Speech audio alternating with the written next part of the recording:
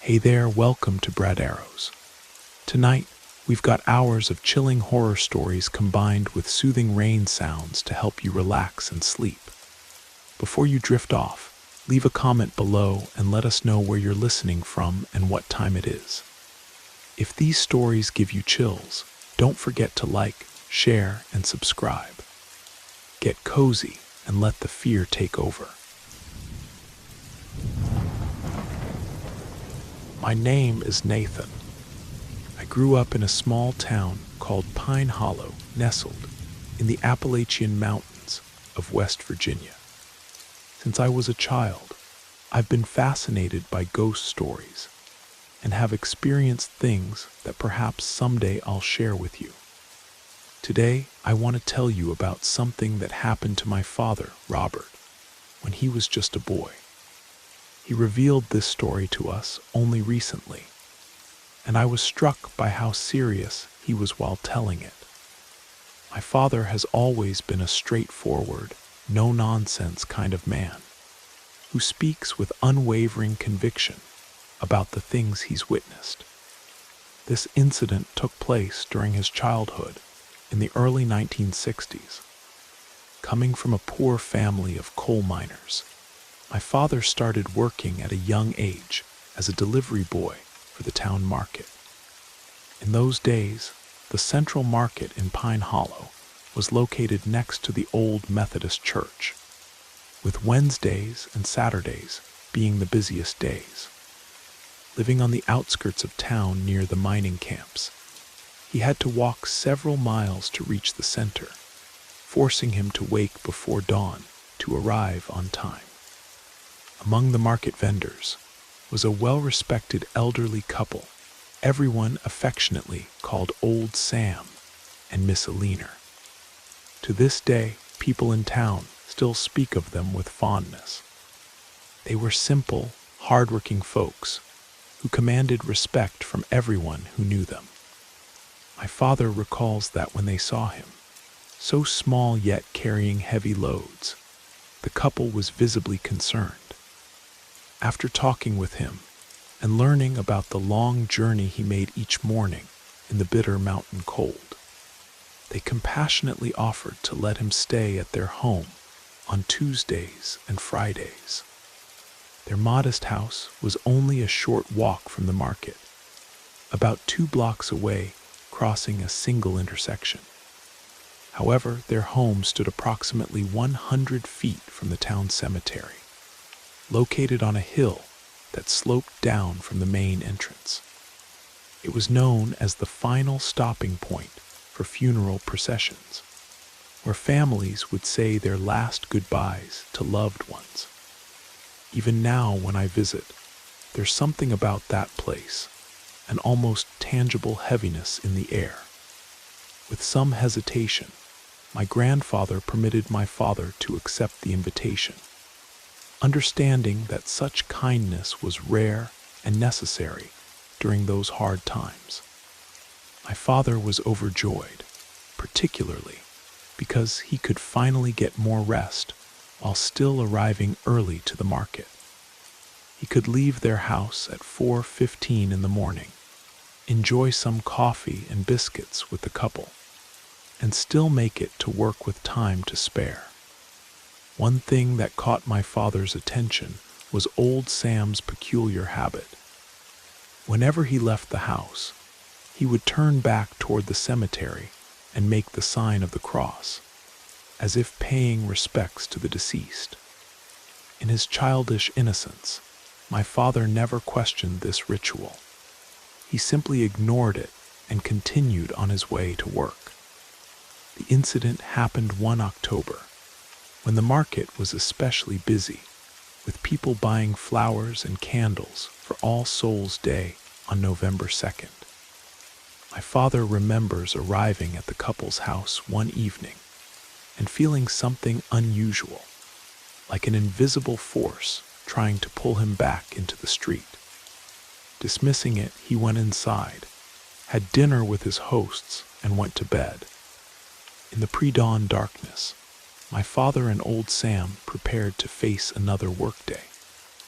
He vividly remembers the bone-chilling cold that morning, so intense that he had to layer his few clothes just to try to keep warm. As they left the house, old Sam began his customary gesture, turning to make the sign of the cross toward the cemetery, but suddenly froze mid-motion, as if paralyzed. My father thought it was a joke and chuckled softly, but when he tried to touch old Sam, he found the man's body was ice cold like stone. Worried and curious, my father turned his gaze toward the cemetery path. He told us that the moment he looked, he too became immobile, unable to react. Coming up the hill was a procession of figures dressed in white, with veils covering their heads. They moved slowly toward the cemetery, their faces downcast. He could hear them singing, but it wasn't normal singing. The sound seemed to emanate directly from their throats and echo inside the head of anyone who heard it. They appeared just a few steps away despite still being at the bottom of the hill, just beginning their ascent. Unable to control his body, my father felt his strength draining away. It was like when your legs fall asleep, except the sensation engulfed his entire body. He began to feel as if he were floating, while strangely, the cold seemed to diminish. At that moment, old Sam started to react, breathing with difficulty and fighting against some invisible force. With tremendous effort, he managed to complete the sign of the cross, somehow breaking whatever held them captive. He dragged my father away with all his might, and before they knew it, they were at a nearby corner. Looking back, the figures appeared frozen in time, standing like statues. When they reached the market square, where the stalls were being set up, people were alarmed by their appearance. Their faces were pale and marked, as if they had suffered severe frostbite. A kind woman quickly brought them coffee to help them recover. Only after drinking it were they able to speak a few words, still trembling and confused. The reaction from the townsfolk was one of deep concern, because according to local legend, encountering these figures was an omen of death, a sign that someone would soon pass away. Old Sam, overwhelmed with fear, began to weep. He believed this was the end for him, that his time had come despite his relatively young age of 55. My father, however, didn't fully comprehend what had happened until years later as an adult. Looking back, he felt profound gratitude for having been given another chance at life. But death didn't claim old Sam. Perhaps the respect he showed for the departed, or his brave act of saving my father, granted him more time. No one can say for certain. Regardless, my father never stayed at that house again, preferring to make the long daily walks to the market, feeling safer despite the hardship. Today, my father's life is much better. He managed to give our family a future that his own parents couldn't provide, thanks to the education he pursued and the opportunities he seized through hard work. Still, he never forgot the people who helped him during his most difficult times. Old Sam and Miss Alina, who passed away many years ago, live on in his memories and in the affection of the entire town. Remembering them with respect and gratitude is a way to keep alive the kindness they showed him. My family has experienced many other unusual situations.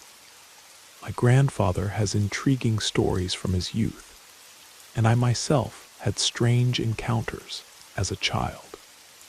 I hope this is just the beginning of sharing my family stories with others.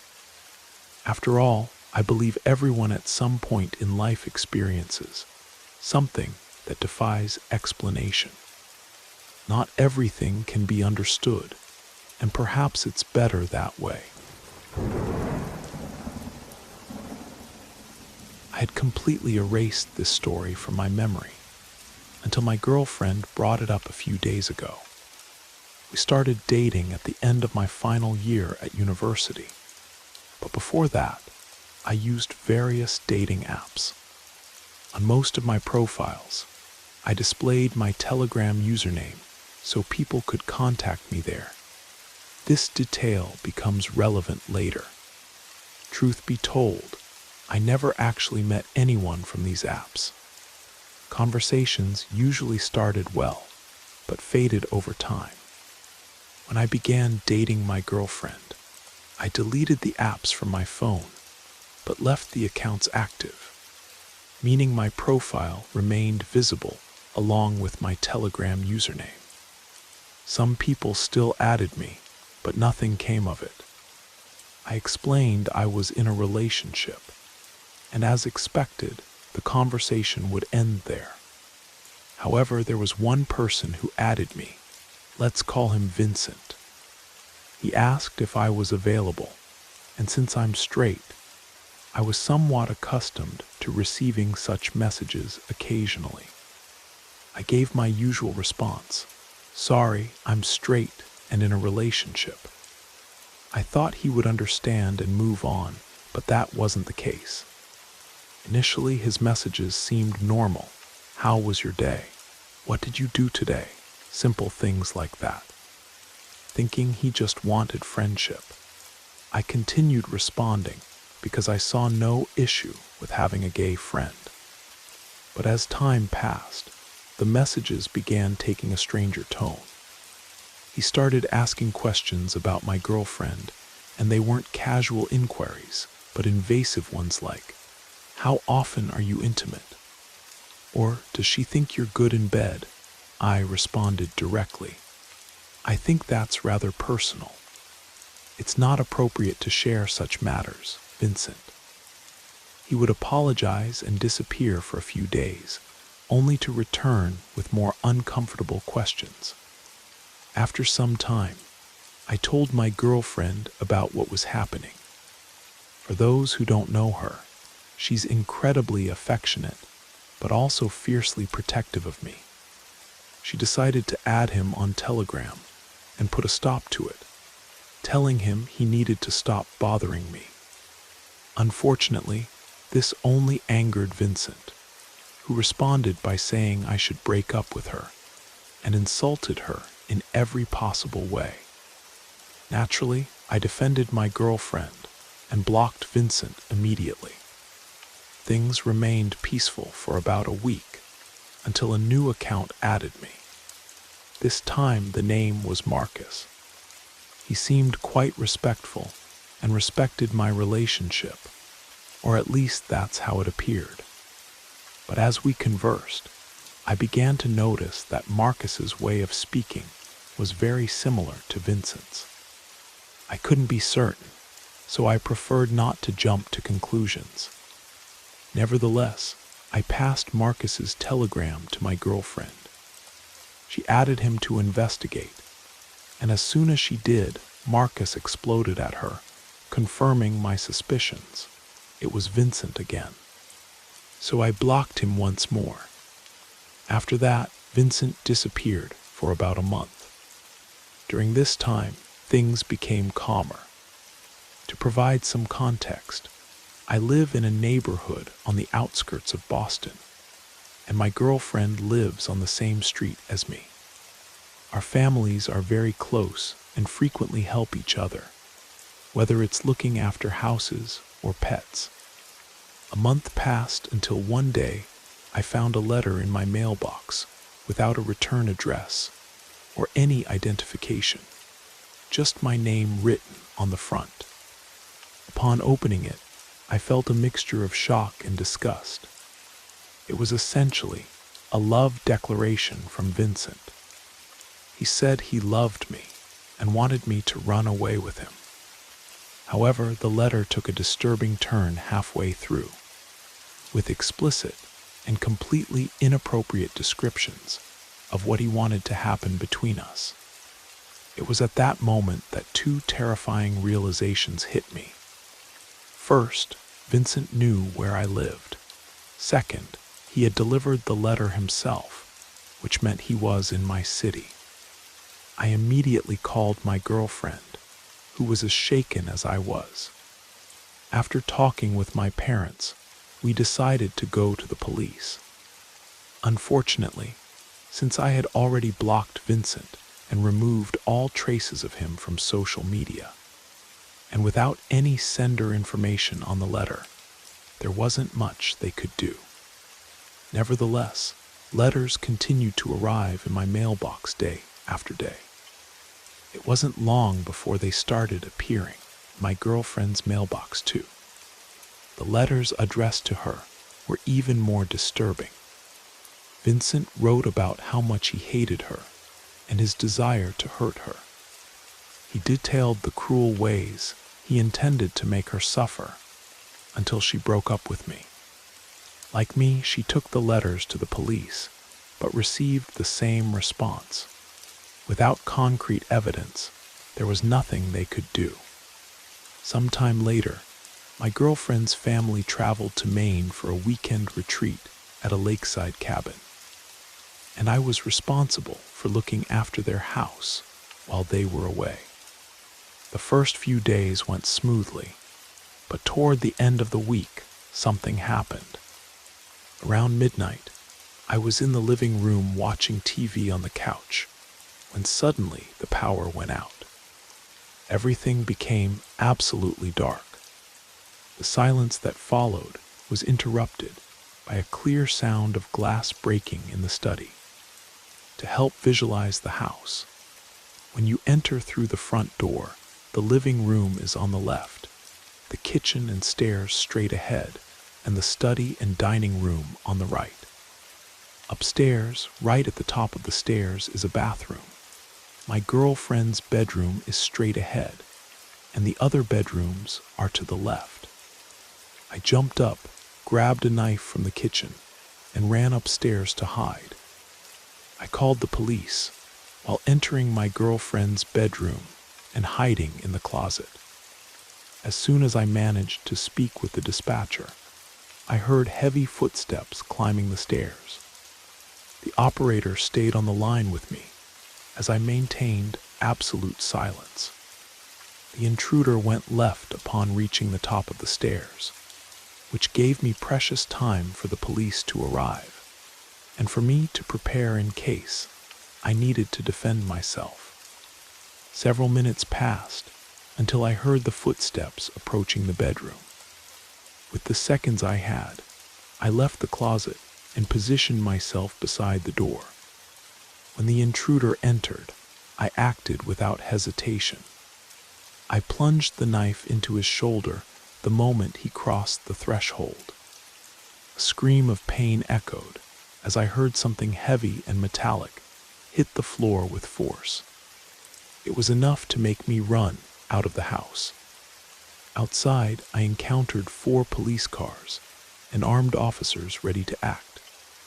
I raised my hands and shouted that the intruder was upstairs, in the bedroom on the right. A few minutes later, the police emerged, dragging the intruder outside. He was still screaming in pain. With the patrol car lights illuminating the street, I could see his face clearly. It was Vincent. Later, an officer explained that the metallic sound I heard was the moment he dropped a firearm. Vincent, coming from Nevada, had traveled to Massachusetts to try to reach me. He had rented a room at a local motel, and every morning would leave letters in my girlfriend's and my mailboxes, always in the early hours. Security footage from the motel confirmed his routine. That night, Vincent had terrible plans. He intended to take the lives of my girlfriend and her family to free me, so he could be with me.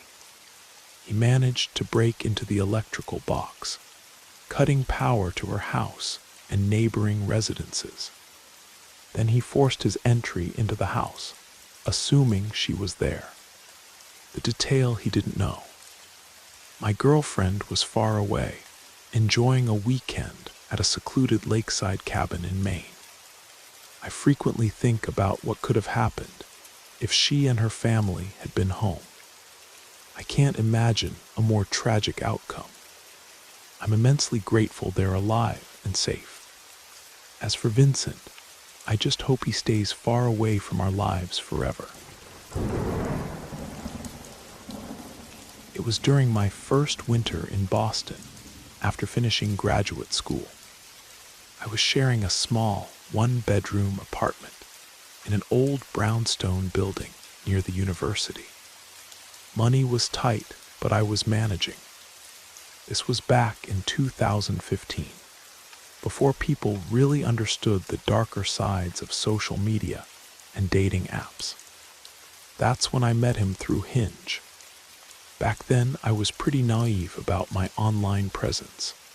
Not that I'm much better now, but at least I don't make the same mistakes.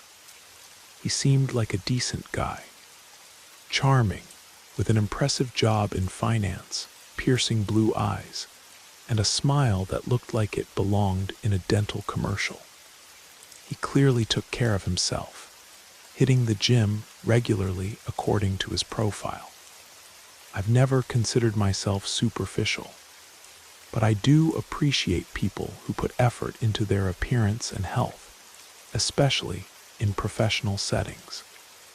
After exchanging messages for almost 2 weeks, we decided to meet. We chose a trendy coffee shop in downtown Crossing, quite far from my neighborhood in Allston. When I arrived, he was waiting outside, leaning against the brick wall, checking his watch. The evening went well enough. We talked for hours about books, travel, and our career aspirations. Everything seemed normal, even promising. When the coffee shop started closing, we said our goodbyes, and I ordered a lift home. As the car pulled away from the curb, something odd caught my attention in the side mirror. A silver sedan was following us, maintaining the same distance through each turn. At first, I tried to convince myself it was just coincidence.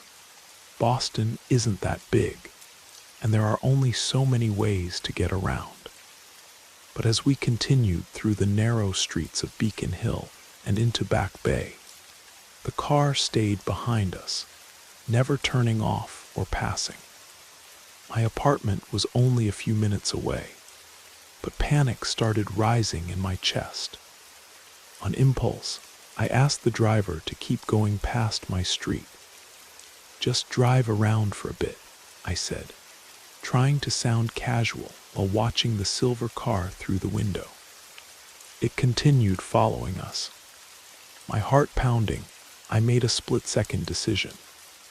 "Actually, could you drop me at my friend's place on Commonwealth Avenue?" I gave the driver an address several blocks from my actual home. When we finally took a different route through an alley, the silver car disappeared.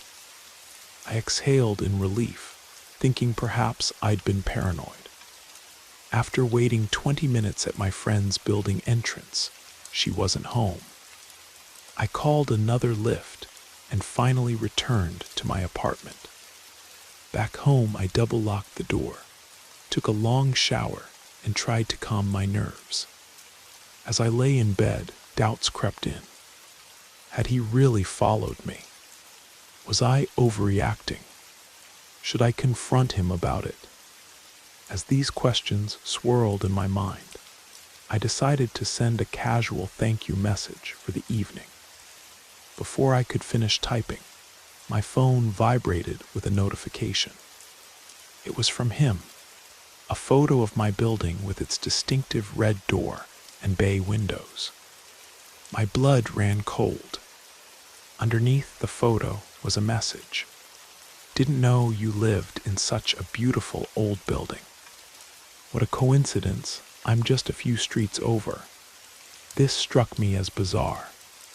I knew most of my neighbors in the small building, and I'd never seen him before. Maybe he lived nearby, but that wouldn't explain his behavior. Cautiously, I moved to the window and peered through the blinds. There he was, standing under a streetlight across the road, staring directly at my third-floor window. When our eyes met, he waved and typed something on his phone. A second later, my phone chimed, still awake. Mind if I come up? Or we could grab a late-night snack at that diner around the corner. I quickly made up an excuse about having an early meeting and needing sleep. He seemed to accept this, but something about his expression made my skin crawl. The next morning, I woke up to my alarm at 6:30. As I headed out for my morning run before work, I froze in the building's entryway. My bike, which I'd locked to the rack outside, was completely destroyed, the frame bent, spokes broken, tires slashed, and "See you soon" scratched into the paint. While I stood there in shock, he appeared beside me holding 2 paper cups. "Brought you a maple latte. Remembered you mentioned it was your favorite last night. Thought you might appreciate a surprise." His tone was casual, friendly even, as if the mangled bicycle wasn't even there. I felt paralyzed, unable to process what was happening. When I finally gathered my wits, I took out my phone and called the police, stepping away from him. He hovered nearby, offering to drive me to work, insisting that public transportation wasn't safe for someone like me.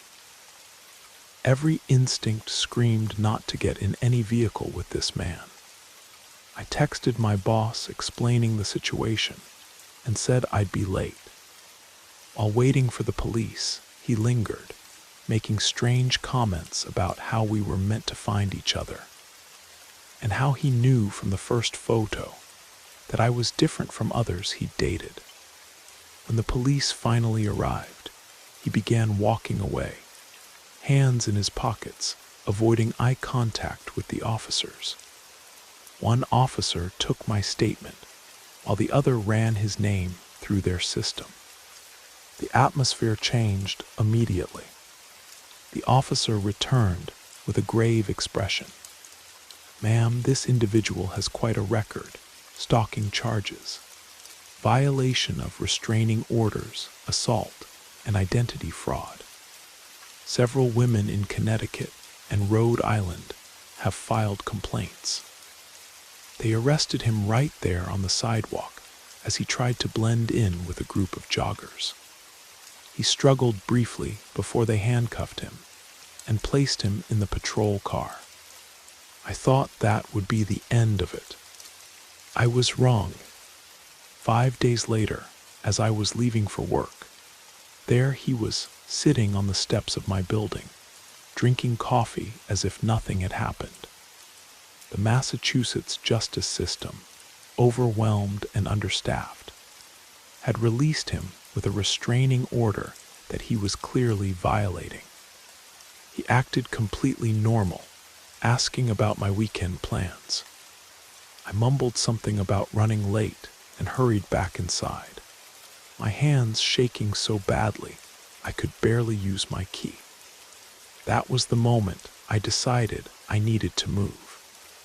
I called my college roommate, whose husband was a former linebacker, and they helped me pack everything within hours. I stayed in their guest room in Somerville for nearly a month, while searching for a new apartment in a secured building in Cambridge. Throughout the entire process, I lived in constant fear that he would follow the moving truck or somehow track me down. I changed my phone number, deleted all my social media accounts, and started using a P.O. box for mail. It's been 3 years now, and sometimes I still check my rearview mirror, expecting to see a silver sedan. That's my terrifying experience with what started as just an ordinary dating app match. When I was 19, I dreamed of becoming an au pair. For those unfamiliar, an au pair is someone who lives with a host family in another country, helps care for their children, and performs some household tasks. In exchange, they receive a monthly allowance for personal expenses. At the time, considering my age and circumstances, Canada seemed like the perfect destination. After extensive searching, I connected with a family in Vancouver, a single father with 2 children, a boy and a girl. After exchanging messages and several video calls with the father, I was left with the impression that he was incredibly kind and welcoming. We confirmed an arrival date, and everything appeared to be proceeding smoothly. However, when I landed at Vancouver International Airport, I was surprised to discover that no one was there to meet me. I sent a message to the father asking where they were and how long it would take them to arrive. He responded claiming he was stuck in traffic but was on his way. He suggested I wait by the exit.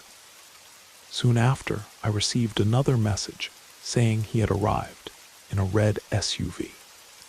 I looked around, confused, unable to spot any red vehicle nearby.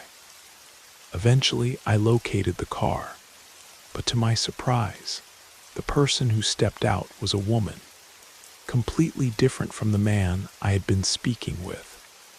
At that exact moment, I received a lengthy message from the father, who was supposed to receive me. He explained that his ex-wife had returned unexpectedly from Europe, and they had argued because she didn't want an au pair living in what she still considered partly her house. Instead of informing me beforehand, he decided to simply pass me off to his colleague, who also needed an au pair. In that moment, I felt extremely confused and somewhat frightened. It seemed like everything had been orchestrated, as if he had been waiting for precisely this moment to tell me the truth. The woman who came to pick me up appeared friendly, but was noticeably rushed, trying to grab my luggage and put it in the car while chatting with me. Being naturally anxious and conflict-averse, I didn't know how to react. I ended up going with the flow and helping her load my luggage into the vehicle. When everything was ready, she said we needed to leave right away. Despite this, I expressed my discomfort with the whole situation. She claimed she understood, but insisted she really needed help since she also had 2 children to care for. Since we were parked in a temporary loading zone where extended stopping wasn't permitted, we got into the car and began to exit the airport pickup area. As soon as the vehicle started moving, I repeated that I wasn't comfortable with this arrangement and asked to be dropped back at the airport. Though she showed some disappointment, she said she could leave me there, but needed to find a proper place to stop. We drove for several minutes through the airport complex until we found a parking space. When we finally stopped, I called my parents in tears. The entire time I spoke with them, I noticed the woman was inside the car talking to someone else, probably the man I had been messaging before. Their conversation was in a language I couldn't understand, so I couldn't grasp what they were discussing. When I finished talking with my parents, I returned to the car and insisted again that I wanted to leave. She continued asking, almost persistently, if I was sure I didn't want to go to the city with her or perhaps to a shopping mall. I found this extremely bizarre, especially given the random tone of her questions. I reaffirmed that I only wanted to stay at the airport. Fortunately, she eventually agreed and left me there. I went back inside the airport and resumed talking with my parents. After that, I began receiving strange voice messages from both her and two other people. I couldn't understand what they were saying, but the tone was unsettling. When my parents tried to contact her to resolve the situation, she blocked them. In case you're unaware, many au pairs experience situations involving abuse and exploitation. To ensure minimal safety, we typically sign contracts that formalize working conditions, including payment and working hours.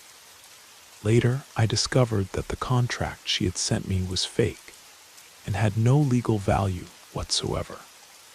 Additionally, the addresses she had shared with me were also fictitious. It appeared she didn't even live where she claimed. Another disturbing discovery was that the city where this occurred had a certain reputation as a critical point for human trafficking. I only learned about this after everything had already transpired. Many things about that situation were extremely suspicious. Perhaps I'm exaggerating or seeing more than what actually happened. But at the moment, I had a clear sensation that something sinister was unfolding. The most chilling part: 2 weeks later, I learned from local news that 3 women matching the description of those who had contacted me were arrested in connection with a human trafficking ring operating at major airports.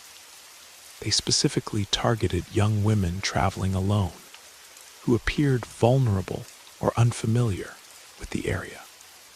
I still shudder thinking about what might have happened if I hadn't trusted my instincts that day at the airport. When I was 12 years old, my family relocated to an isolated farmhouse in rural Montana. The harsh winter had just begun to set in, and the sprawling landscape of snow-covered fields surrounding our new home seemed to stretch endlessly in every direction. For safety reasons, my father was paranoid about being so far from neighbors. We installed motion-activated floodlights and security cameras at every entrance. The area was home to many stray dogs that roamed the countryside, often looking hungry and cold against the winter backdrop. Though my parents weren't animal lovers, they allowed me to interact with these strays.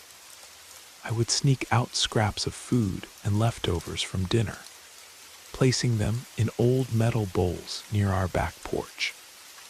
Over time, I began to recognize the regulars: a spotted mutt with a torn ear, a small terrier mix that always waited until the others had eaten, and my favorite, a large white dog with intelligent eyes whom I named Ghost.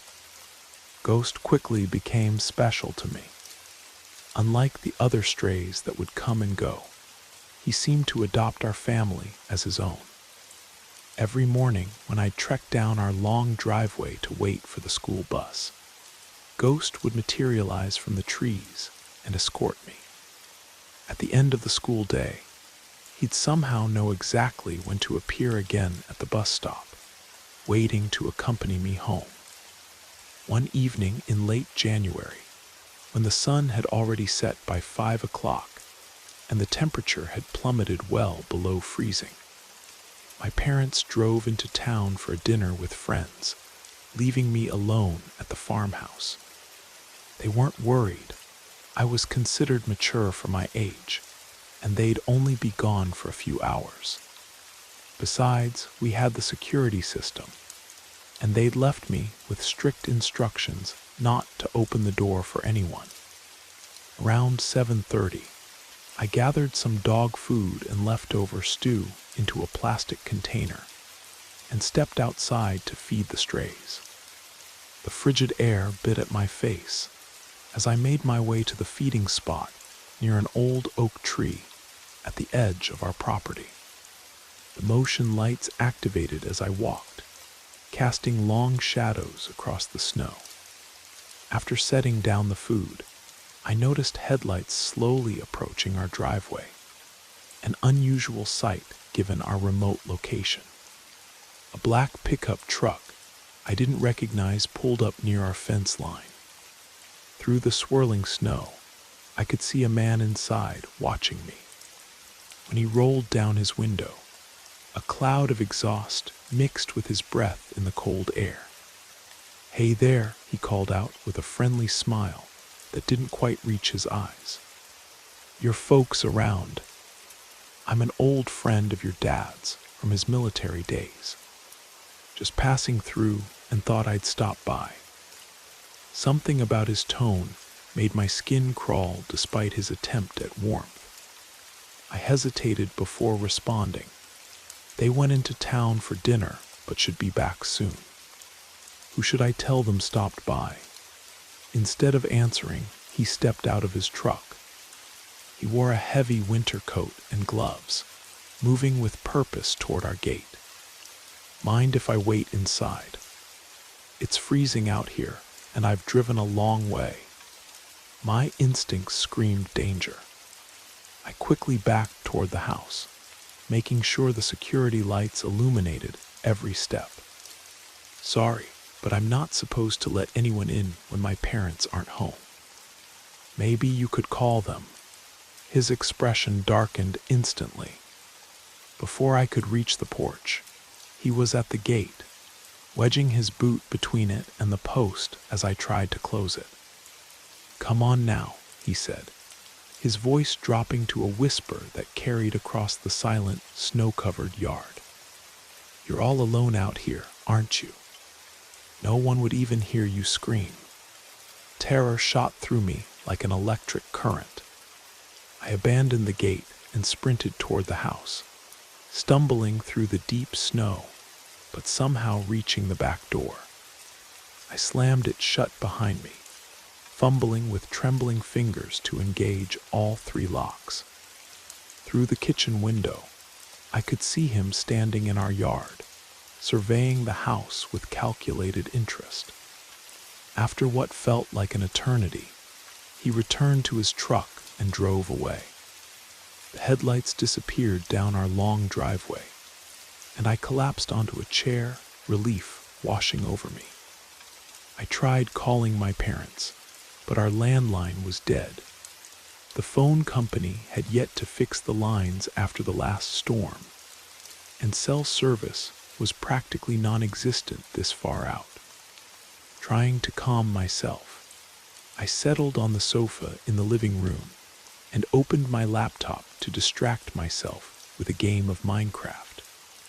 Behind me was a large picture window that overlooked the back property. As I focused on building a virtual fortress, that uncomfortable sensation of being watched crept up my spine. Without turning around, I knew something was wrong. The room had grown colder, as though the winter air had found a way inside. When I finally gathered the courage to look, there he was, standing perfectly still outside the window, his breath fogging the glass. This time, he held a crowbar in his gloved hand. Our eyes met, and he smiled that terrible smile again. I screamed and ran to the security panel, frantically punching in the code to trigger the alarm. The piercing siren cut through the night, but we were miles from any neighbors who might hear it. The man seemed more annoyed than deterred by the noise. He began methodically testing the windows, looking for a way in. When he found none, he returned to the picture window and began striking it with the crowbar. The reinforced glass held at first, but each blow created a small web of cracks that spread further across the surface. Paralyzed with fear, I retreated to the dining room and crawled beneath the heavy oak table, pulling the chairs in close around me.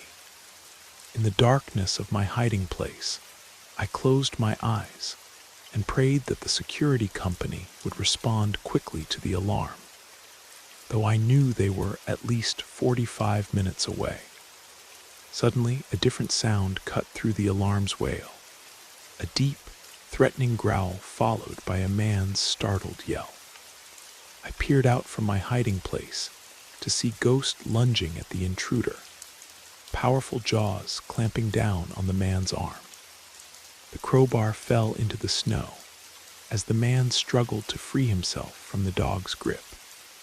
Ghost fought with a ferocity I'd never witnessed before, seeming to understand exactly what was happening. The man managed to land several blows on Ghost with his free hand, but the dog wouldn't relent. Their violent struggle continued across the yard, illuminated in surreal flashes by the motion-activated lights, and punctuated by the man's screams of pain and rage. The commotion must have finally alerted someone, because 20 minutes later, I heard the distant wail of police sirens growing louder. When 2 patrol cars finally pulled into our driveway, Ghost had the man pinned against his own truck, blood staining the pristine snow beneath them.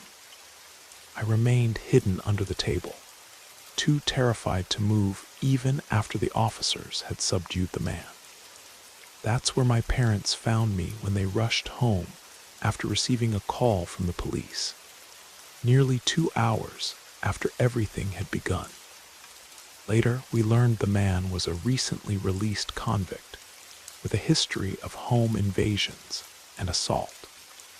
He had been watching our house for days, learning our routines and waiting for the perfect opportunity when I would be alone. The police discovered rope, duct tape, and worse in his truck. After that night, I was never left alone in the house again.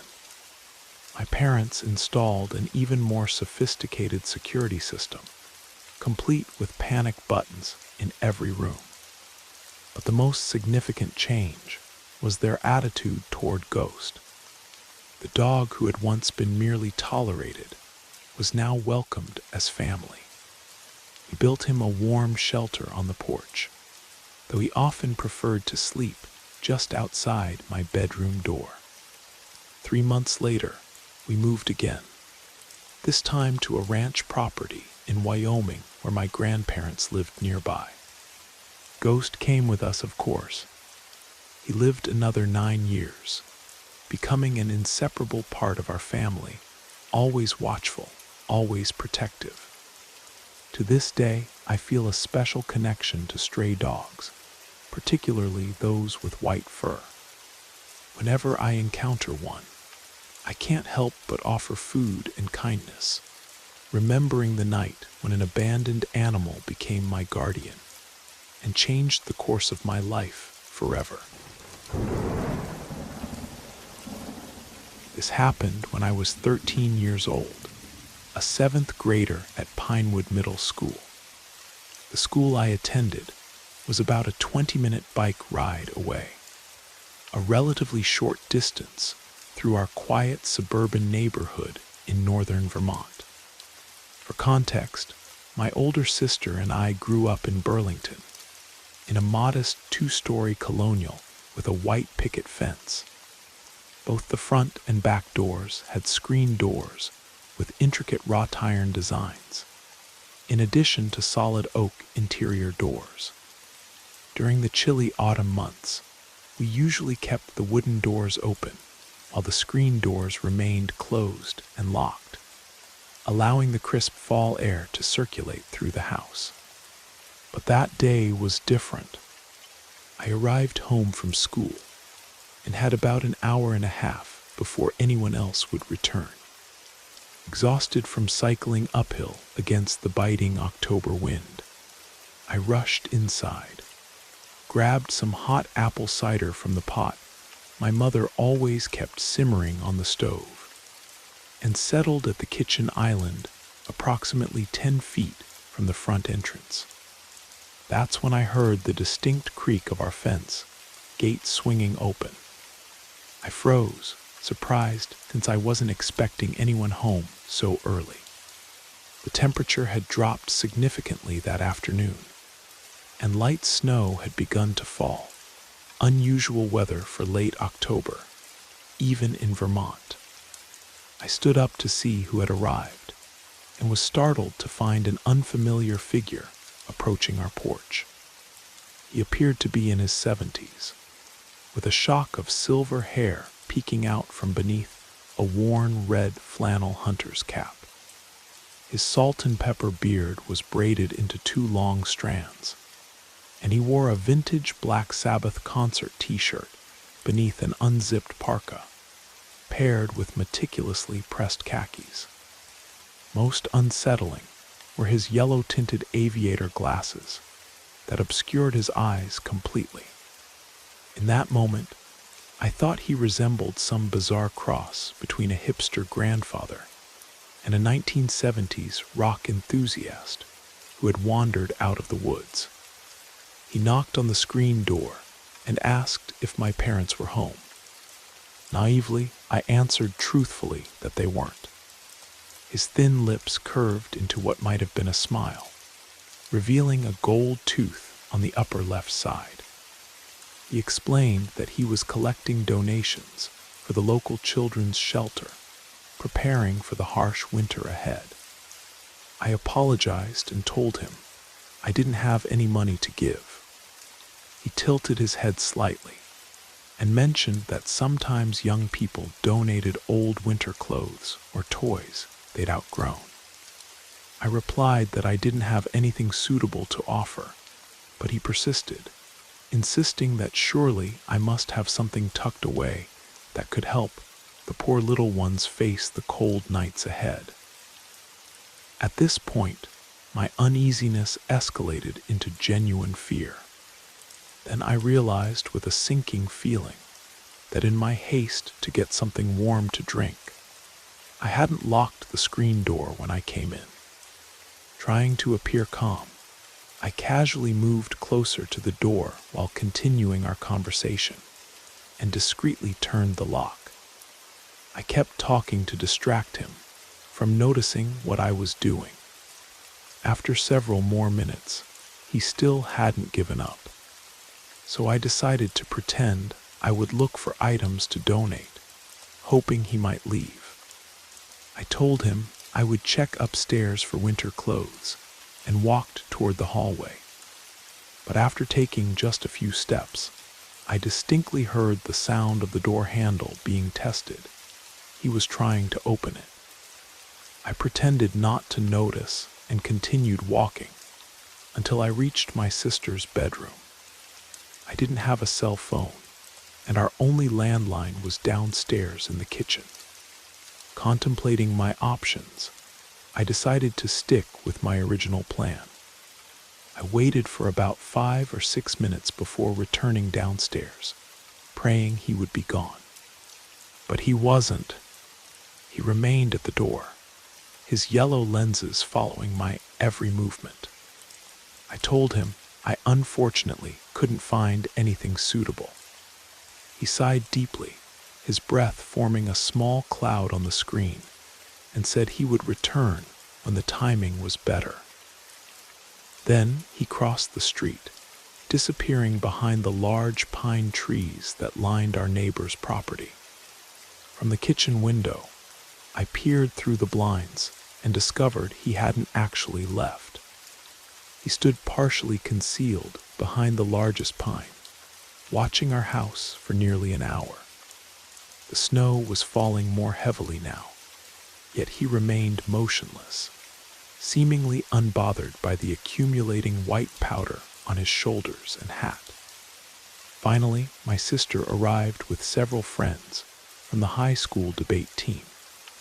The moment she unlocked the door, and her friends continued down the street toward the coffee shop, the strange man emerged from his hiding place and swiftly walked away, disappearing around the corner.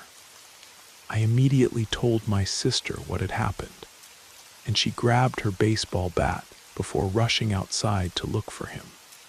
But the man had vanished, leaving only a single set of footprints that the fresh snow was quickly filling in. When my mother returned from her shift at the hospital, we recounted everything. She contacted the police, but they merely advised us to call again if he reappeared. 2 days later, we learned that 3 houses in neighboring communities had been burglarized by someone matching his description. The homeowners who confronted him reported he'd used the same story about collecting donations. Thankfully, I never saw that man again. But for months afterward, I double-checked every lock before settling in anywhere alone. Sometimes, even now, when the first snow falls in October, I find myself glancing toward the pine trees across the street, half expecting to see those yellow-tinted glasses watching from the shadows. For the past several years, I've called Portland, Maine my home. In 2018, you might remember an incident where 2 black men were asked to leave a coffee haven in Boston for not having purchased anything. The case sparked accusations of racial discrimination, considerable uproar, and ultimately Coffee Haven announced they would no longer expel anyone from their stores as long as they weren't causing problems. They say this policy brought challenges, especially with the increase in homeless people using the spaces, which didn't always please customers. I can't speak with certainty about this because at my local Coffee Haven, the only homeless person who regularly appeared was Malcolm. Malcolm was the antithesis of the homeless stereotype. He presented himself in relatively clean clothes, always fiddling with a cell phone that he discreetly charged at a nearby outlet. The first time I saw him, I didn't pay much attention, just grabbed my coffee and continued on my way to work. The next day, there he was again, this time with a newspaper while using his phone. As I waited in line, I noticed him reaching for a worn backpack, probably storing everything he owned in there. It was at that moment I realized Malcolm didn't have a coffee in front of him, just like the day before.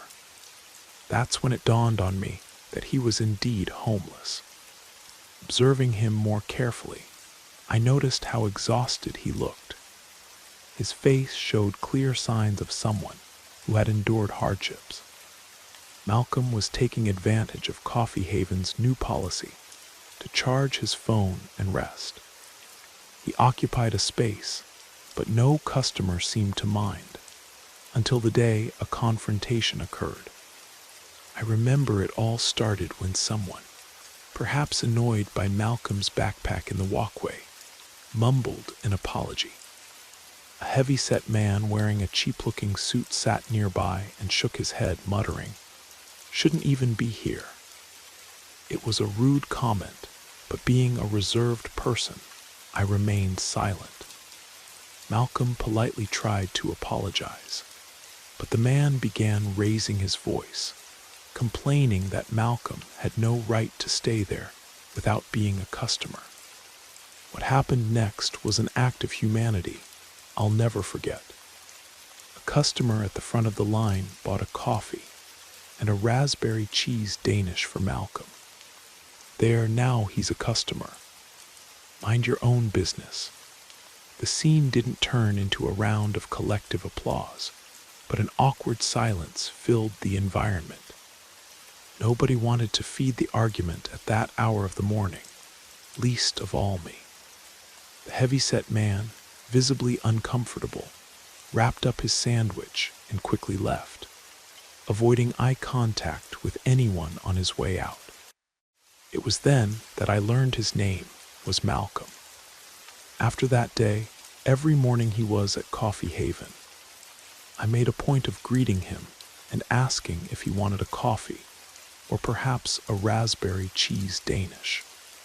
Sometimes he accepted, other times he declined. That's how I discovered he was using the free Wi-Fi and charger to look for work. He wasn't a drug user or alcoholic, just someone who had experienced a nervous breakdown and was struggling to rebuild his life. Learning this created a special fondness for him among myself and other regular Coffee Haven customers. Our daily conversations helped him temporarily forget that he slept beneath the eastern promenade every night. I think by convincing ourselves Malcolm was on the right track, we allowed ourselves to go about our lives without guilt. One Monday morning, entering Coffee Haven and noticing he wasn't there, my first reaction was to think it might be good news. Perhaps he'd gotten a job or found a place to live. Curious, I asked the barista if they had any news about him. To my surprise and delight, he shared that Malcolm had mentioned a job interview at a local car wash. The barista wasn't certain about the day, but said Malcolm seemed excited when mentioning the opportunity before leaving the shop. After that, I never encountered Malcolm during my visits to Coffee Haven. I hoped he would eventually appear there, now buying his own coffee with a more peaceful and happy expression. That never happened, and although I knew it was probably a good sign, I can't deny that I missed him. As an introvert, I greatly value the small connections that make me emerge from my bubble. His presence had become one of those meaningful connections for me. A few weeks later, I decided to look for Malcolm at local car washes.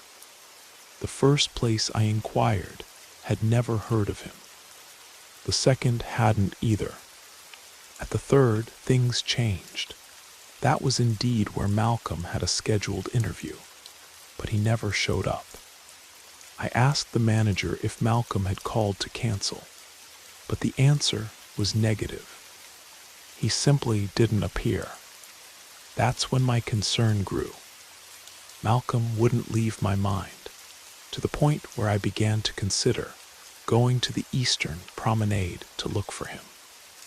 I admit the idea made me hesitant. As much as I know many homeless people like Malcolm are good people facing difficult times, I also know some carry wounds so deep they might pose a risk. The possibility left me apprehensive, but no less concerned. My worry grew so much that I set aside any discomfort with the idea of visiting the encampment. Someone's life was at risk, and I knew I needed to do something. Not acting would be a guilt difficult to bear. So on a Saturday afternoon, I took my bicycle and went to the promenade with my heart racing. I began describing Malcolm to anyone willing to listen, asking if they had seen him. The reaction was generally indifference or surprise, as if I were completely out of place there. The answers were always the same: head shakes, shrugs, a disconcerting silence, until I met an older man with a Vietnam veteran's cap and a worn military jacket. He seemed more centered than many there, despite exuding a strong smell of marijuana. Still, he was clear and direct.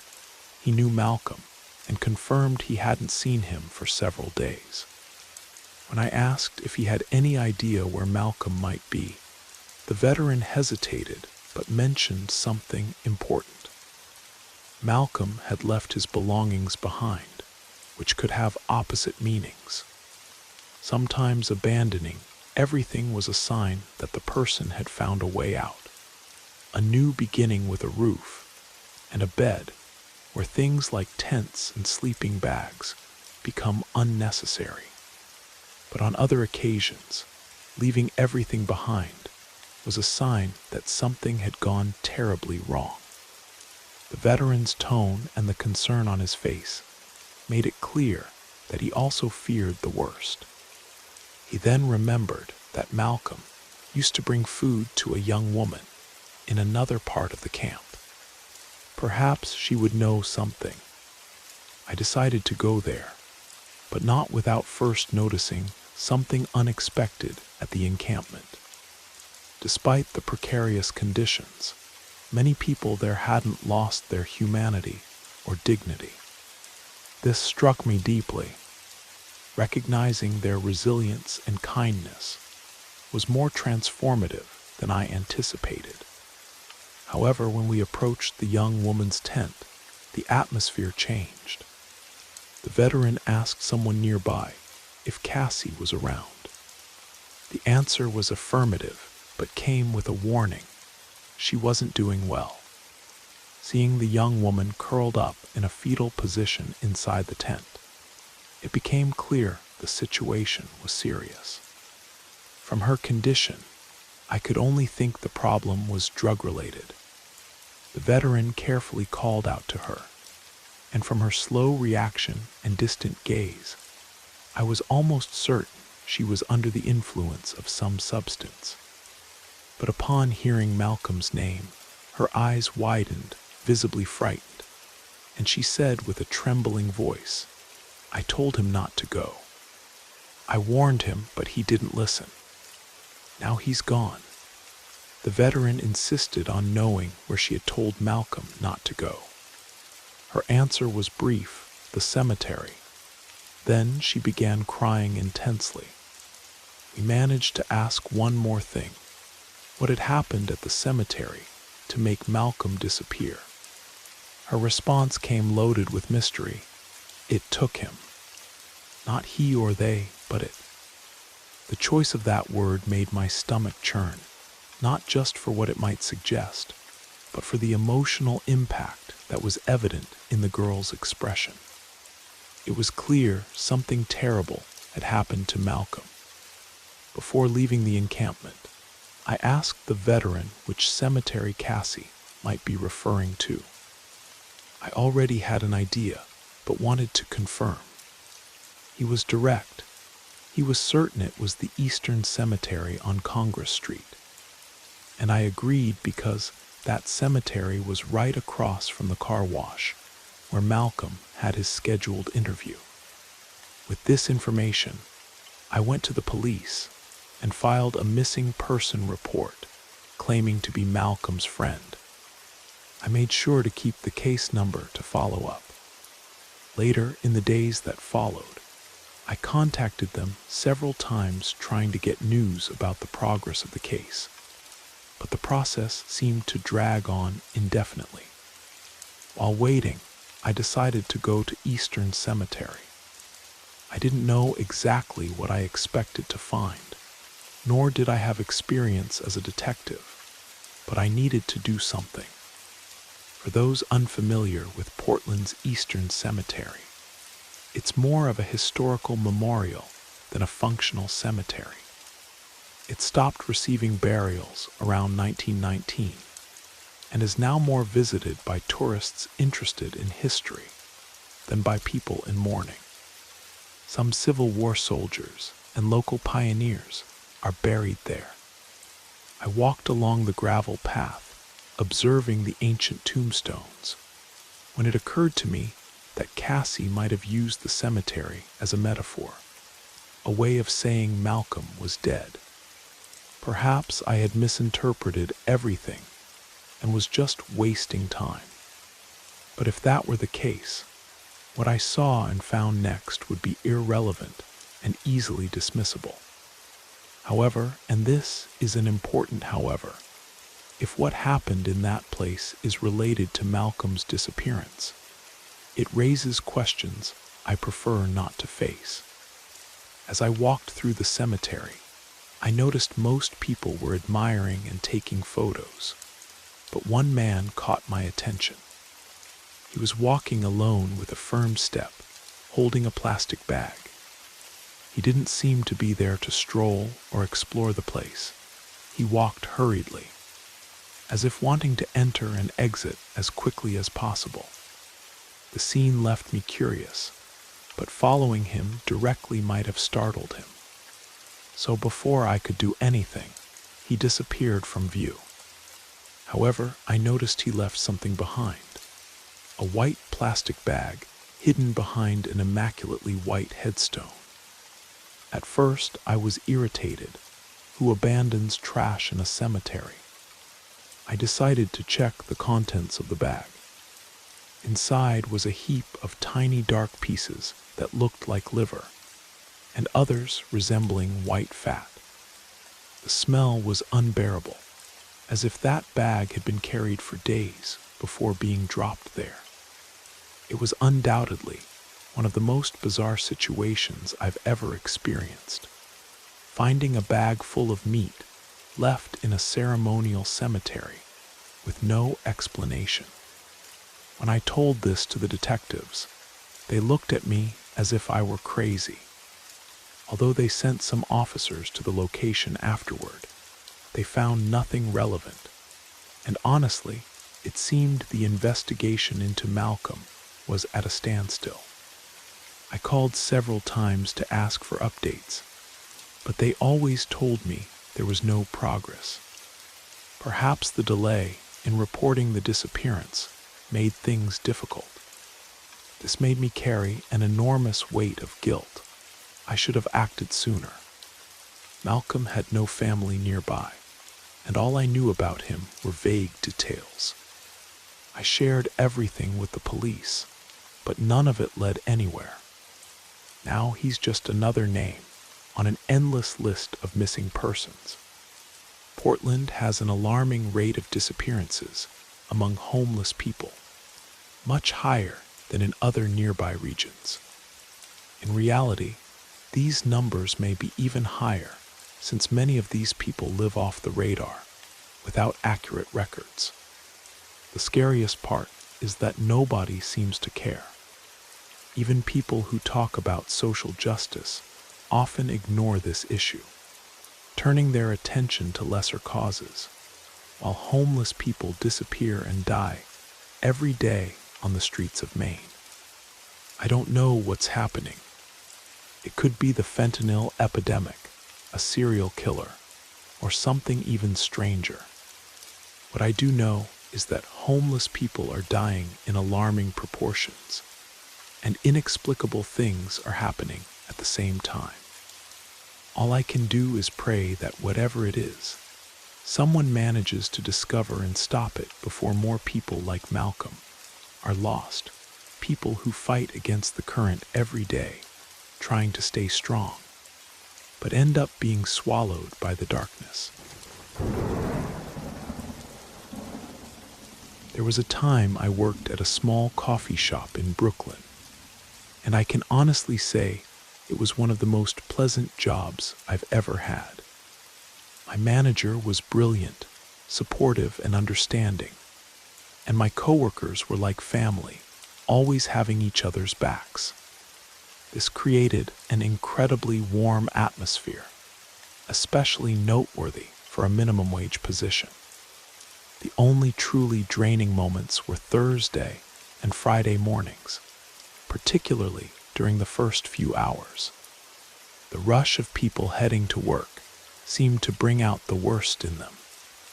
Not that rudeness was limited to these times, but that's when the highest concentration of unpleasant customers appeared. Still, dealing with rude customers was merely annoying, never truly disturbing. Except for one incident that left a deep impression on me, perhaps because it showed just how callous people can be toward one another. It was a typical Thursday morning, and the rush was nearly over.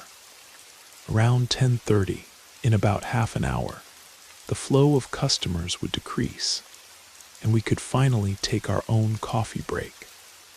That's when I heard her before I even saw her. A woman shouting into her phone with a sharp, agitated voice. She seemed more focused on her conversation than on her surroundings, so much so that she cut in front of a man who was already in line. The man politely informed her, "Excuse me, I believe I was ahead of you." She appeared not to have heard or simply chose to ignore him and continued her call. The man persisted, lightly tapping her shoulder to reinforce his message. When she still didn't respond, he finally took hold of her purse strap and moved her aside to reclaim his place in line. I admit I was conflicted. On one hand, he had every right to maintain his position. On the other, physically touching someone like that seemed excessive. Nevertheless, the situation resolved without major physical confrontation, though there was potential for something worse, considering the size difference between them. The woman's reaction, however, was completely disproportionate. She began screaming that she had been assaulted and demanded someone call the police, despite having a phone in her hand and refusing to interrupt her call. Fortunately, other customers and staff managed to calm her down, and we proceeded with service. We served the man's coffee, while a colleague prepared the woman's order. When her turn came, already quite annoyed, she looked directly at me and complained, "This coffee isn't as hot as I asked for." Despite knowing that arguing with such a customer is pointless, I did as she requested and heated the coffee a bit more. She tried it again, touching the liquid with her finger, and complained once more that it still wasn't hot enough. So there I was, reheating this woman's coffee yet again. Steam was clearly rising from the drink, but she still complained. Without arguing, I did as asked and handed her a literally boiling coffee, which she immediately filled with sugar. At that moment, I thought to myself that perhaps her mood was a reflection of a life dominated by sugar spikes, which would explain her unbearable nature. But what I didn't know was that the coffee wasn't even for her. When she left the shop, she removed the lid from the scalding, sugary drink and threw it directly into the face of the man, who was sitting quietly reading his newspaper.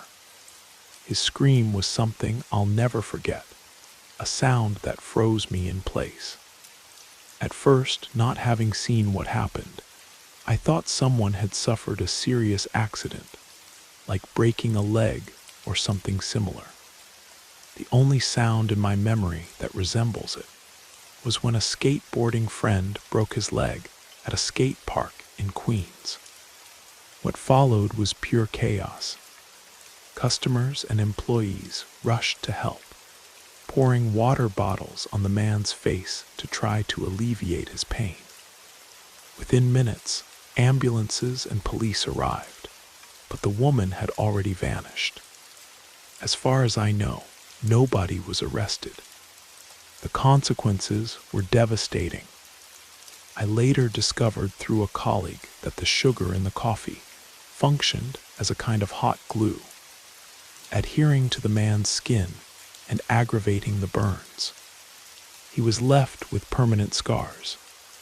A trivial line incident ended up permanently altering his life. What deeply frightens me is thinking that there are people so unbalanced that an ordinary interaction can escalate into something so destructive. A single moment of misjudgment, a small provocation at the wrong time, and suddenly you find yourself trapped in a change that you carry forever, not just in appearance, but in your very vision of yourself and the world around you.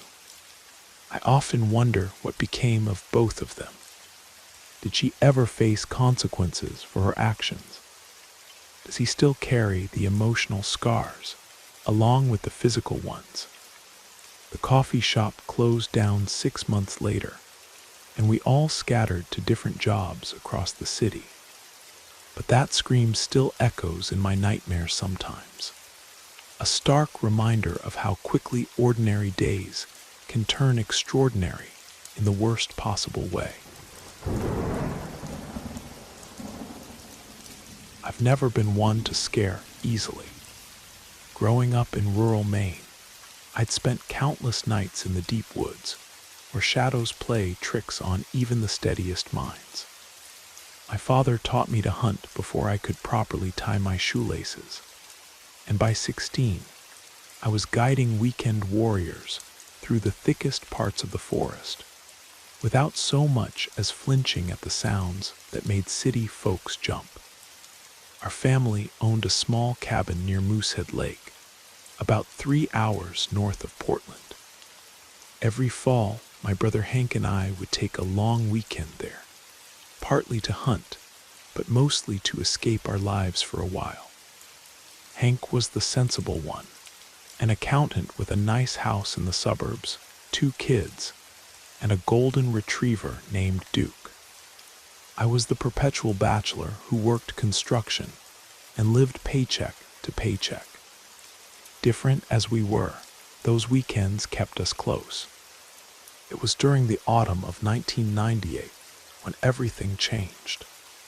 The leaves had turned brilliant shades of red and gold, and the air carried that distinct crispness that makes your lungs feel cleaner with every breath.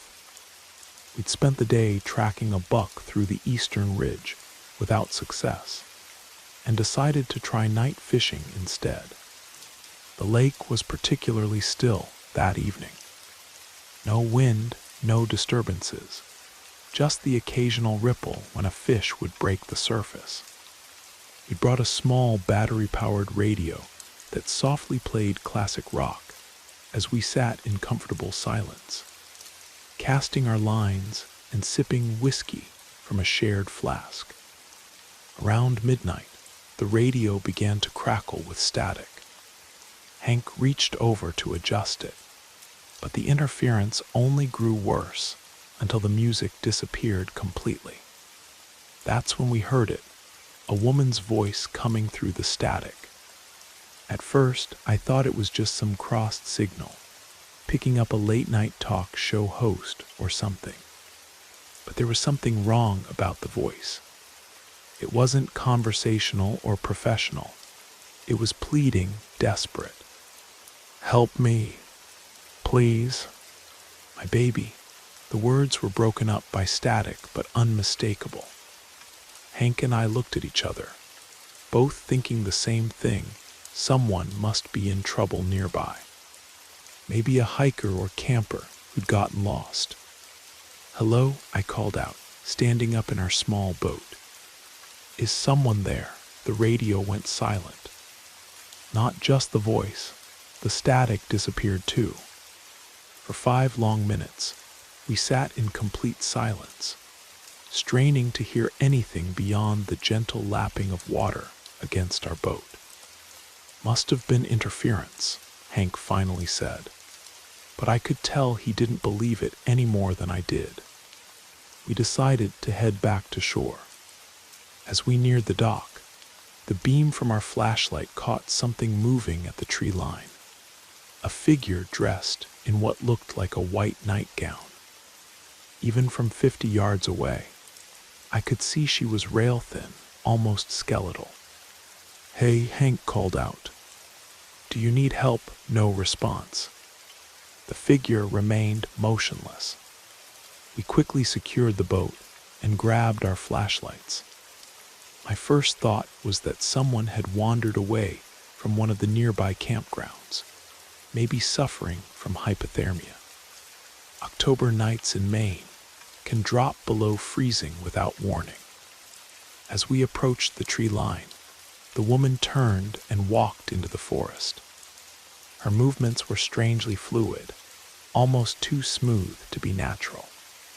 We followed, calling out reassurances that we were just trying to help. The forest trail was narrow and winding, forcing us to walk single file. I led the way with Hank close behind. The beam of my flashlight bounced between the trees, occasionally catching glimpses of white fabric disappearing around bends ahead of us. "This doesn't feel right," Hank whispered, his breath visible in the cold air. "We should go back and call the ranger station." I was about to agree when we heard it again, that same pleading voice we'd heard on the radio, but now it was coming from just ahead of us. "Help, My baby. So cold, we picked up our pace, rounding a sharp bend in the trail. And there she was, standing in a small clearing, her back to us. In her arms was something wrapped in a yellow blanket. "Ma'am," I said, my voice steadier than I felt. "We can help you." "Are you lost?" She turned slowly, and I raised my flashlight to see her face, except there wasn't one. Where her features should have been was just a blank, smooth surface, like unfinished clay. I heard Hank's sharp intake of breath behind me.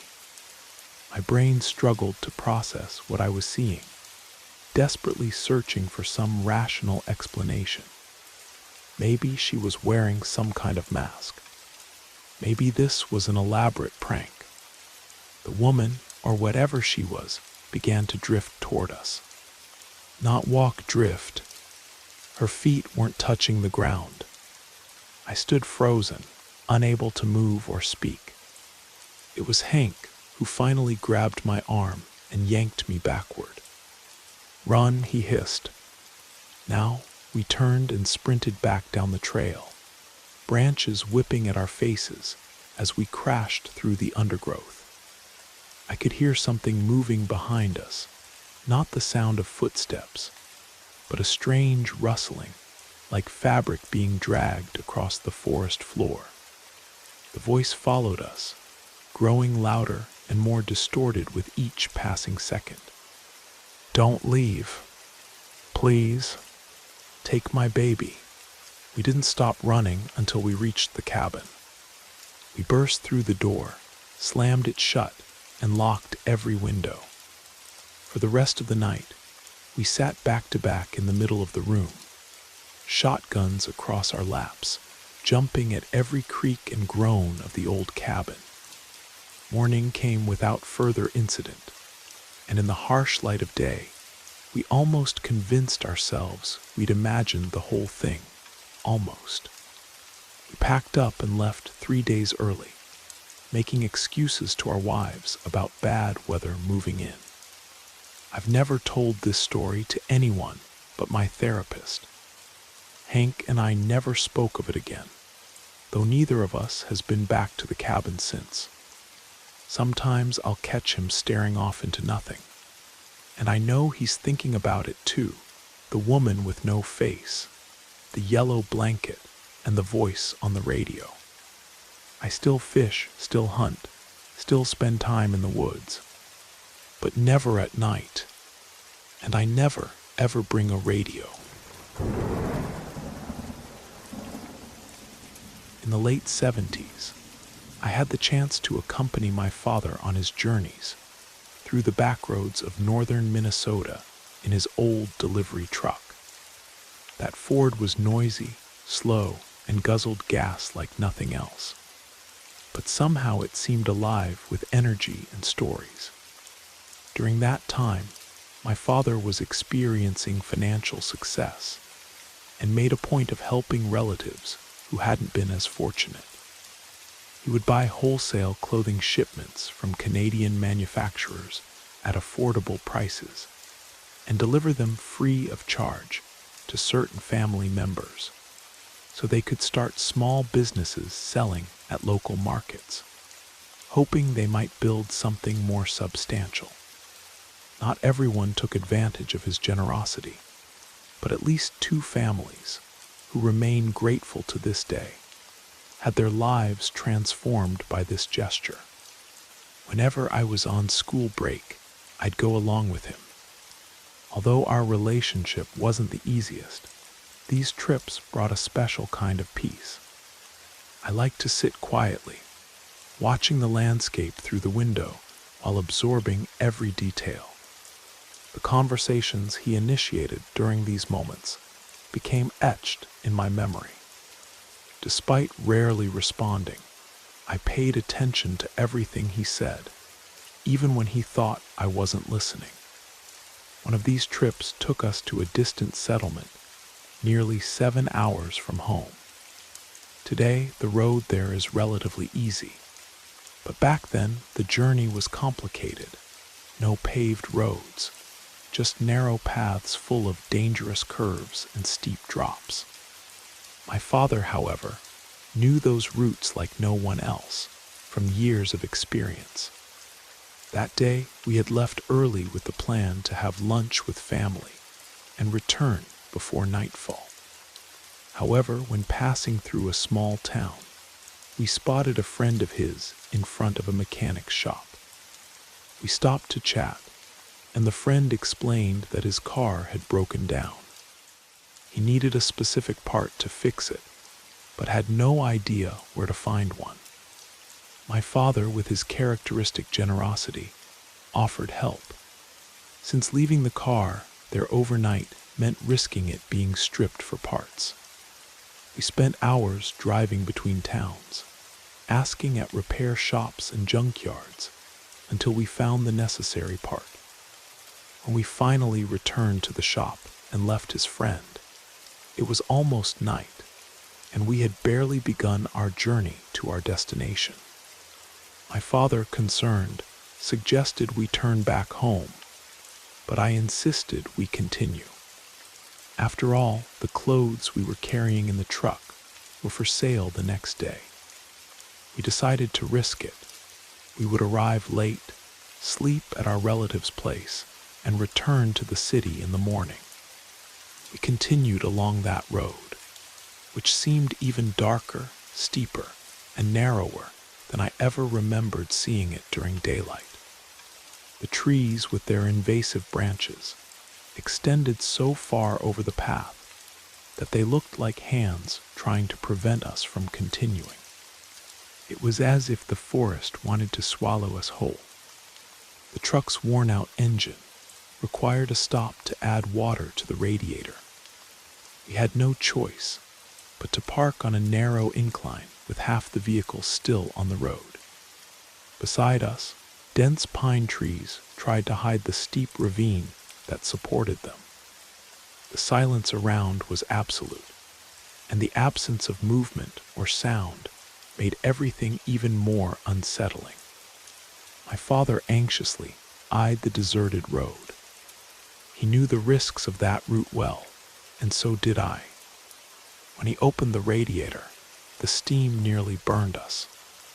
We had to wait before refilling it with the little water we had. My father warned me we needed to conserve. We still had about an hour before reaching the settlement, and this was our last resource. Suddenly, a peculiar sound echoed through the mountain, something I couldn't identify. It was a deep, threatening growl that shook the forest, causing hundreds of birds to escape in a flurry. In an instant, my father pushed me into the truck and jumped in after me. Quickly, he pulled the improvised curtains secured with Velcro, blocking all the windows. Only a thin trace of moonlight managed to pass through the gap in the rear window, almost completely covered by the large bundle in the truck bed. I tried to understand what was happening and asked about the animals in the region, but he only asked for patience, telling me not to be frightened, that the most important thing was to stay calm. We remained silent, listening. 5 minutes, 15, perhaps 20. Fatigue began to overtake me, and even with the mystery of that creature outside, my eyes started to close. Suddenly, something woke me. I remained motionless, pretending to be asleep. The sound of heavy footsteps indicated that something had climbed onto the truck bed. I could feel the weight shifting the vehicle as it seemed to sniff around. Trying to peek through the gap in the rear window, panic began to grip me, but I continued pretending. My father, motionless beside me, whispered a prayer. Then I felt the truck shake slightly when the creature descended. My heart nearly stopped when I heard the handle being pulled on my side. The door was locked, but it tried to force it open. Then it went around to the driver's door and tried to open that one too. It was then that I saw through the small gaps in the curtains. I noticed an enormous figure walking outside on two legs. It was too big to be any animal I knew. Inside the truck, the sound that caught my attention most wasn't from outside, but the chattering of my father's teeth. He was trembling. I had never seen him like this, overcome by such profound fear. I remained silent, motionless. I didn't want him to know that I saw him so vulnerable, just as he pretended for that thing to go away and leave us in peace. "Son, I know you're awake. Listen carefully, but stay quiet and keep your eyes closed," he whispered. "You remember how to drive. I'm going to get out. It won't let us continue if I don't do this. If I don't come back, start the truck and go. Don't worry if the engine overheats or breaks down. Just go as far as you can. When you stop, run to your uncle's house. Understand?" I nodded without opening my eyes. I barely knew how to drive. I'd tried only 2 or 3 times in an empty lot near our house, where my father had also taught my mother. In that moment, I understood the situation was more serious than anything I'd ever experienced. My father would never put me behind the wheel on that dangerous road if it weren't absolutely necessary. He got out of the truck. I peeked through a tiny gap in the curtain and saw him walking toward the trees on the opposite side of the ravine. My side faced the emptiness of the precipice. His side faced the mountain slope. He walked until he was swallowed by darkness, then knelt down. What followed is difficult to describe. There were sounds, footsteps among the trees, and my father began to murmur something I couldn't understand. Through the same gap, I glimpsed an immense shadow. I don't know if it was my mind playing tricks or fear giving shape to emptiness, but I saw a tall figure, much taller than my father. Sometimes I think what I saw was a wolf of absurd proportions, raised on 2 paws. Other times, I imagine a man covered in dark fur with horns. I don't know which of these memories belongs to reality, and which is the product of the nightmares that have accompanied me since that night. My father returned to the truck with slow, almost dragged steps. His face was ashen, and he was shaking so badly he could barely speak. But even so, he tried to calm me. "It's over, son. Stay calm. Don't be afraid. We're leaving now." It was only at that moment that I realized I was also trembling. The chattering teeth I heard were my own. He started the engine, and we continued down the road. A few miles later, as if we had emerged from a nightmare, the road began to seem normal. Other cars appeared along the way, bringing back a sense of reality. When we arrived at my uncle's house, my father asked me to go straight to bed in the living room. He stayed in the kitchen, talking with them for hours. Between naps, I heard parts of the conversation. At times he cried. At others, they all prayed together. We never spoke about the subject again. Even now that I'm an adult, my mother avoids any conversation about that night.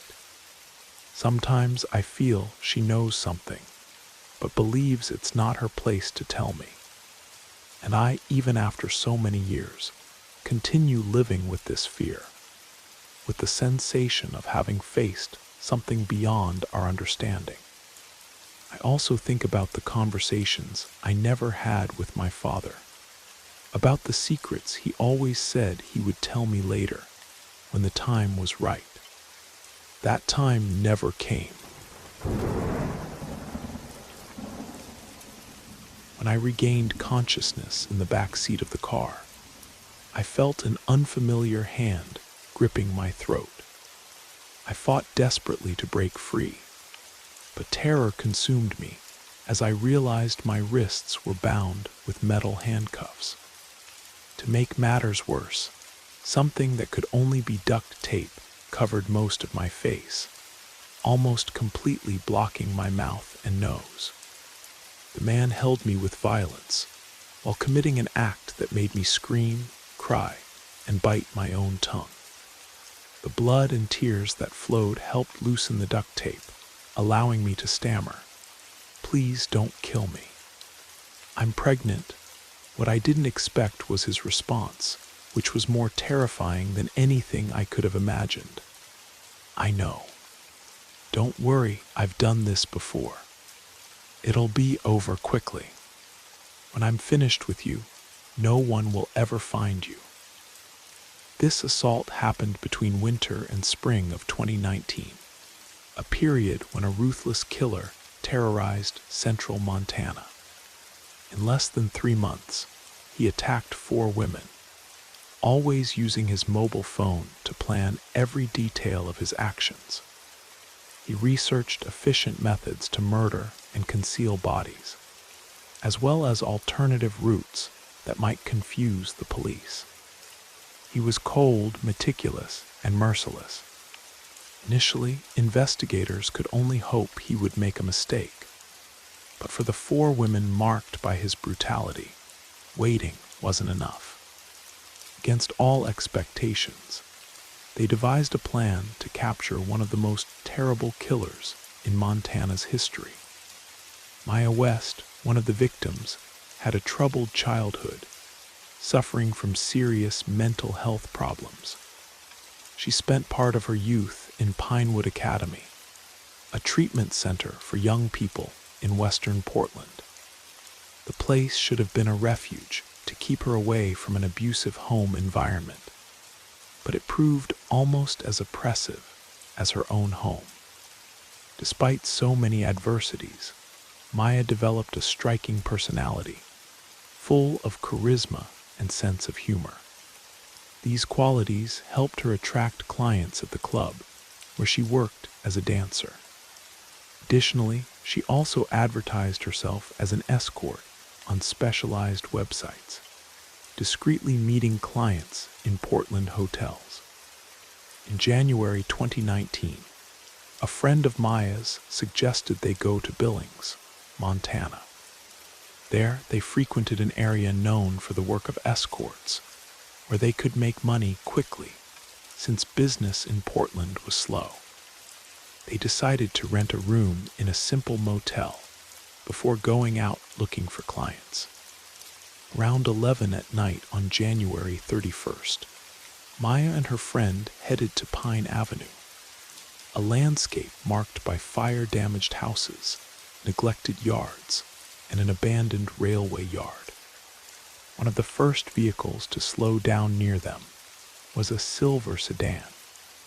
Unlike most men, usually uncomfortable and tense when approaching escorts in such a clandestine environment, the driver of this car seemed confident and friendly, with an approach that contrasted with the usual.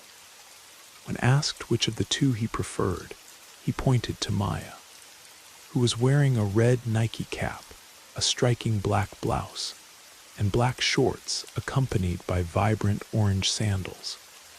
"Take good care of my sister because I love her," warned Maya's friend, as she watched the young woman get into the passenger seat. As a precaution, she noted the car's license plate on her phone, saving it as a contact in case she needed to call the police. However, this preventive measure was never used. She would never see Maya again. The next morning, Maya's charred remains were found in the ruins of an abandoned house in Cedar Falls, Montana. An experienced firefighter stated it was the most fire-damaged body he had seen in all his years of work.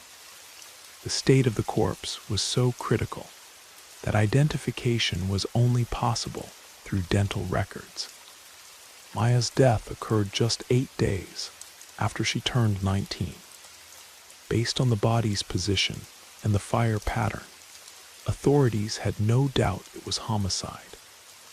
Maya's friend provided the suspect vehicle's license plate, increasing the chances of locating the person responsible. However, a greater concern remained. The killer could strike again before being captured. Making the case public would cause panic, but the question wasn't if he would attack again, but who would be his next victim and when it would happen. Elizabeth Liz Brown was born in Portland, Oregon. At 33, she was a woman raised in a warm environment and admired by her colleagues in her youth. Still, a diagnosis of bipolar disorder and schizophrenia shed light on the reason for her persistent feeling of sadness, even when life seemed calm. With proper treatments and diagnoses, Liz managed to control her mental health, demonstrating an optimistic spirit and inspiring determination. Despite this, Liz still perceived herself as different. She didn't feel like she was on the margins of society, but she also couldn't imagine herself in a conventional job or keeping rigid schedules. Her passion for fashion and hairstyles led her to work as an exotic dancer.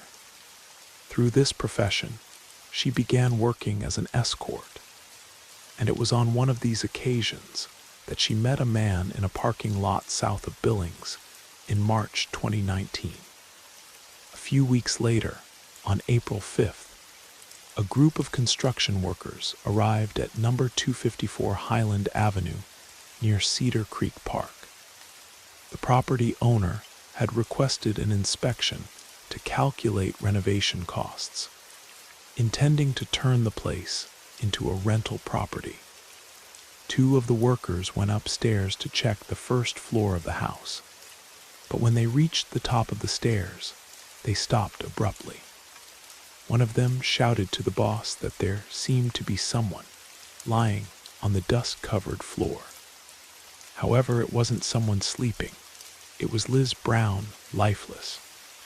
Her head was completely wrapped in duct tape, covering from her chin to her eyes, and she had been strangled with a jacket. The killer's next victim was Rachel Turner, a talented young woman passionate about dance.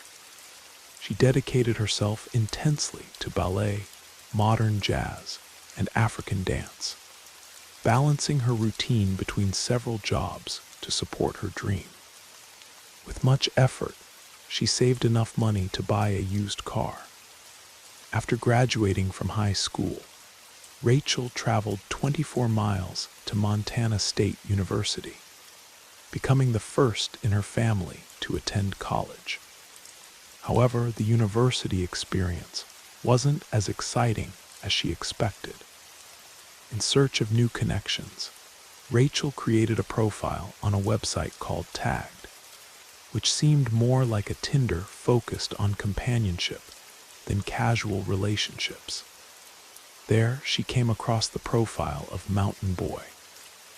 As soon as they started a conversation, Mountain Boy directly asked if Rachel was interested in making some money. With good humor, she replied that she didn't want to get involved in credit card scams, laughing at the situation. But he insisted he was serious, offering $400 to spend a night with her. For a college student with few resources like Rachel, the offer was tempting. Besides, his profile picture seemed attractive. Although they arranged to meet that same night, Rachel backed out at the last moment and didn't show up. 2 days later, however, something made her change her mind. She sent a message to Mountain Boy saying, "Sorry I didn't come. I got very nervous and felt awful. Your voice doesn't match your photo," she added. "When you meet me, you'll see I'm a really nice guy," he replied. "Let's meet tonight if you're available." "Sure, but you're not a serial killer, are you?" Rachel joked. That last message from Rachel echoes chillingly today. Mountain Boy assured her he wasn't, and they arranged to meet at the beginning of the Thanksgiving break. On the appointed day, Rachel confirmed the meeting details through Tagged, later borrowed her parents' minivan, and drove alone through the windy night to the address provided. 254 Highland Avenue in Cedar Falls, Montana. The same place where Liz Brown had been murdered weeks before. When Mountain Boy met her with a smile and got into the minivan, Rachel's fate was already sealed. After killing her, he took the body to a wooded area of Eagle Mountain Reserve behind a trailer. However, this time he was less careful, covering the body with leaves and twigs hastily, leaving Rachel's limbs partially exposed under the foliage. Rachel had promised her parents she would return home by 8 o'clock, but when the time came and passed with no sign of her, a friend began to worry. She tried contacting acquaintances to find out if anyone had news, but the answers were unanimous. No one knew anything. The next morning, Rachel's mother, Laverne Turner, called her daughter's cell phone and discovered that calls went straight to voicemail. This was completely atypical. Rachel always carried her phone and charger with her. The uneasiness quickly turned to panic, and the family contacted the police. 3 days later, on November 25th, a friend found Laverne's blue minivan hidden behind an old abandoned factory. But there was no sign of Rachel. The feeling that she was in danger was evident, but local investigations weren't progressing. Frustrated, Rachel's friends decided to take action on their own. They went to the Turners' house, where Laverne promptly gave them access to her daughter's laptop. The following hours were dedicated to searching through Rachel's digital history. They reviewed posts, social media profiles, and private messages, looking for any clue that might reveal her whereabouts. It was on her tagged profile that they found her conversation with Mountain Boy. The messages revealed that the two had arranged a meeting the night before her disappearance. There it all was, the money offer, the insistence to meet quickly. It became increasingly clear that something terrible had happened. At this point, Rachel's friends showed impressive courage. They decided to deceive the man who was most likely involved in the disappearance. Jessica Rivera, one of her friends, created a fake profile on Tagged with an attractive girl's photo, sent a signal of interest to Mountain Boy, and he quickly took the bait. Just as in the messages to Rachel, he offered money and wanted to arrange an urgent meeting. The similarities with the previous messages put the friends on alert. When the conversation evolved into a phone call, Jessica put the cell phone on speaker, and her friends recorded everything with their cameras. Mountain Boy suggested a meeting, unaware that he was being monitored. As the plan unfolded, Jessica agreed to meet him at Panera Bread, a restaurant strategically located near a police station. But instead of Jessica, Mountain Boy was greeted by 2 homicide detectives. During the interrogation, he revealed his real name, Lucas Miller Thompson, the same name that appeared on his driver's license. The name he had given to Jessica was false, but his true identity was now exposed. The police, without precise information about the appearance of Mountain Boy, just a vague idea of his age and gender, couldn't arrest the man they found at Panera Bread. His presence seemed to have an innocent explanation, and without concrete evidence at the moment, they were forced to let him go. However, thanks to the ingenious work of Jessica Rivera and her friends, the noose around the killer was rapidly tightening. 5 days after Rachel Turner's body was found among the trees of Eagle Mountain Reserve, Lucas Miller Thompson was finally detained. Rachel's friends are the true heroes in this case, declared the lead prosecutor of Gallatin County, highlighting that although Lucas had left enough clues to incriminate himself, the preliminary work done by Rachel's friends was essential. Without them, a methodical and deadly killer might still be at large, and there was no doubt that he would continue killing. He had researched ways to murder using everyday objects like bleach and cleaning products that would be difficult to trace. He created fake profiles on social networks and used multiple pseudonyms to confuse any attempt at tracking, always staying ahead of the police. Despite all his cunning, he was brought down by a group of determined friends and another woman who survived. Me, Tiffany Carter. On that terrifying night, while I was trapped in the back seat of my car, Lucas Miller Thompson, the man who used countless names online, prepared to murder me. However, something unexpected crossed his mind. "Where's your phone?" he abruptly asked.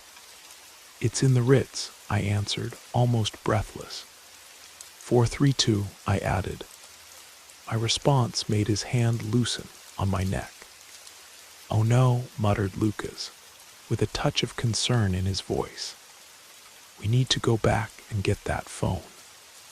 I realized I had found a vulnerability. He couldn't risk leaving the phone behind as evidence. As Lucas drove me back to the motel, I saw a chance to escape. Hyperflexible since childhood, I used this ability to my advantage. Sitting in the back seat, I bent my left wrist to my palm and carefully managed to slip one hand out of the handcuffs without Lucas noticing. He was completely unaware. My plan was clear. Wait for the car to stop at a traffic light, wrap the handcuff chain around his neck, and strangle him before he could react. I knew there was a great risk that Lucas might accelerate the car and cause a fatal accident. But I also knew that if I didn't act, I would certainly die. I was willing to do anything, even sacrifice my own life to stop him. By a stroke of bad luck, Lucas's car didn't encounter any red traffic lights on the way to the motel. Arriving at the parking lot, I adjusted my plan. With my hand slipped back into the handcuffs, I decided to pretend to be a submissive victim for a few more minutes, keeping my captor in a false sense of control. When Lucas opened the back door, ripped the duct tape from my face, and threw a jacket over my shoulders to hide the handcuffs, he quickly explained the next step. I should go alone to room 32 while he would follow closely behind. Once I got the phone, we would leave, and he would decide where to kill me. I obeyed, walking to the mustard yellow door of the room. But that room wasn't empty. Inside was an acquaintance of mine, a heroin user waiting impatiently for the drug I had promised to bring after the meeting. All I needed to do was kick the door hard, which opened almost instantly. Lucas had no time to react, believing he would need to open the door himself. I dove into the room, escaping from his hands. When officers from the Billings Police Department arrived in response to my emergency call at 9:28 in the evening, Lucas was still at the scene, hidden in the shadows, watching. Despite my aversion to courts and police, I made myself available to ensure that Lucas would be held accountable. At the trial, I sat on the witness stand, looking at him firmly even when he avoided my gaze. I wanted him to see me, I said afterward. I wanted him to know it was me. My courage and that of other women was essential to putting Lucas Miller Thompson behind bars. Although the police formalized the charges, Maya West's friend noted the license plate of the car that led to Lucas's capture. Liz Brown's friend connected his presence to the location of her abduction and the abandoned house where she was found. And Jessica Rivera, along with her friends, unraveled the pattern that Lucas followed. He used his phone to attract women, offered money, and pressured them into immediate meetings. Although he has not yet been sentenced, it's almost certain that Lucas Miller Thompson will face multiple life sentences for his crimes, plus additional penalties for kidnapping. We women, risking our lives, transformed him from hunter to prey, while Lucas believed he was choosing his next victim. It was we who had set the trap that finally caught him. My name is Nathan, and this is the story that forever transformed my life. It's not easy to share, as each time I revisit these dark episodes, I'm seized by the same chill that terrified me then. Still, I believe it's worth sharing my experience, so others never lose themselves in the shadows that can emerge from the most unlikely places. It all began shortly after my marriage to Rebecca. She was everything I'd ever wanted, beautiful, caring, and full of vibrant energy. We lived in a modest apartment in Portland, just a short drive from her mother's Victorian house near the edge of town. Alina, Rebecca's mother, was a woman of imposing presence, often dressed in deep burgundy, with penetrating eyes that gave the impression she could see beyond words. At first, everything seemed normal. Alina was courteous, though she maintained a certain distance. I never fully understood what she thought of me, but I made an effort to keep a good relationship. After all, she was my wife's mother. As time passed, our routine began to shift. Rebecca became pregnant, and though we were happy, something started to bother me. My once vibrant wife became withdrawn, more introspective, and it was clear that something was weighing heavily on her mind. I tried talking to her, but Rebecca always deflected, explaining that the pregnancy was more exhausting than she had anticipated. In parallel, I noticed a change in Alina's behavior. She started visiting us more frequently, extending her stays, and sometimes looked at me in a way that left me unsettled. I thought it was my paranoia and didn't want to nurture negative thoughts about her. One autumn afternoon, while Rebecca was napping in the bedroom, Alina asked me to join her in the kitchen. She prepared coffee for me and asked me to sit down. It wasn't common for us to have moments alone, so I felt uneasy. As I drank, she began talking about the challenges she faced raising Rebecca alone after her husband's sudden death. She mentioned understanding how marriage could be complicated, especially for someone who wasn't entirely prepared. She praised my dedication as a husband, but said I needed to watch my feelings, as it was easy to be dominated by dark thoughts. She assured me that if I needed to confide in someone, she would be there to listen. Her words left me uncomfortable. I couldn't understand the intention behind that speech, but I didn't delve deeper and finished my coffee. However, something changed in me after that conversation. It was as if an invisible seed had been planted, though I couldn't identify what it was. In the days that followed, an inexplicable restlessness took hold of me. I began to perceive Alina in a way I had never noticed before. When she appeared, my heart would race, and a strange desire would consume me. I fought against these thoughts, but they overwhelmed me. I felt crushing guilt because I loved Rebecca, but I seemed incapable of controlling the whirlwind that Aliner's presence awakened in me. On a quiet winter night, when Rebecca was already asleep, I received an unexpected message from Aliner. She asked me to come to her house, claiming to have something important to discuss. Although I knew it wasn't a good idea, an impulse I couldn't explain made me give in. As soon as I arrived, I was greeted with a smile that made me uncomfortable. She invited me in, suggested I make myself comfortable in the living room, and brought me a drink. While preparing it, she began to speak. She said she had been reflecting deeply on life and felt the need to share something with me. She revealed that since her husband's death, she carried a profound emptiness, and when observing me, she saw traits that reminded her of what she most admired in her deceased spouse. It was then that she admitted something that caught me completely off guard. She had developed feelings for me that she couldn't ignore.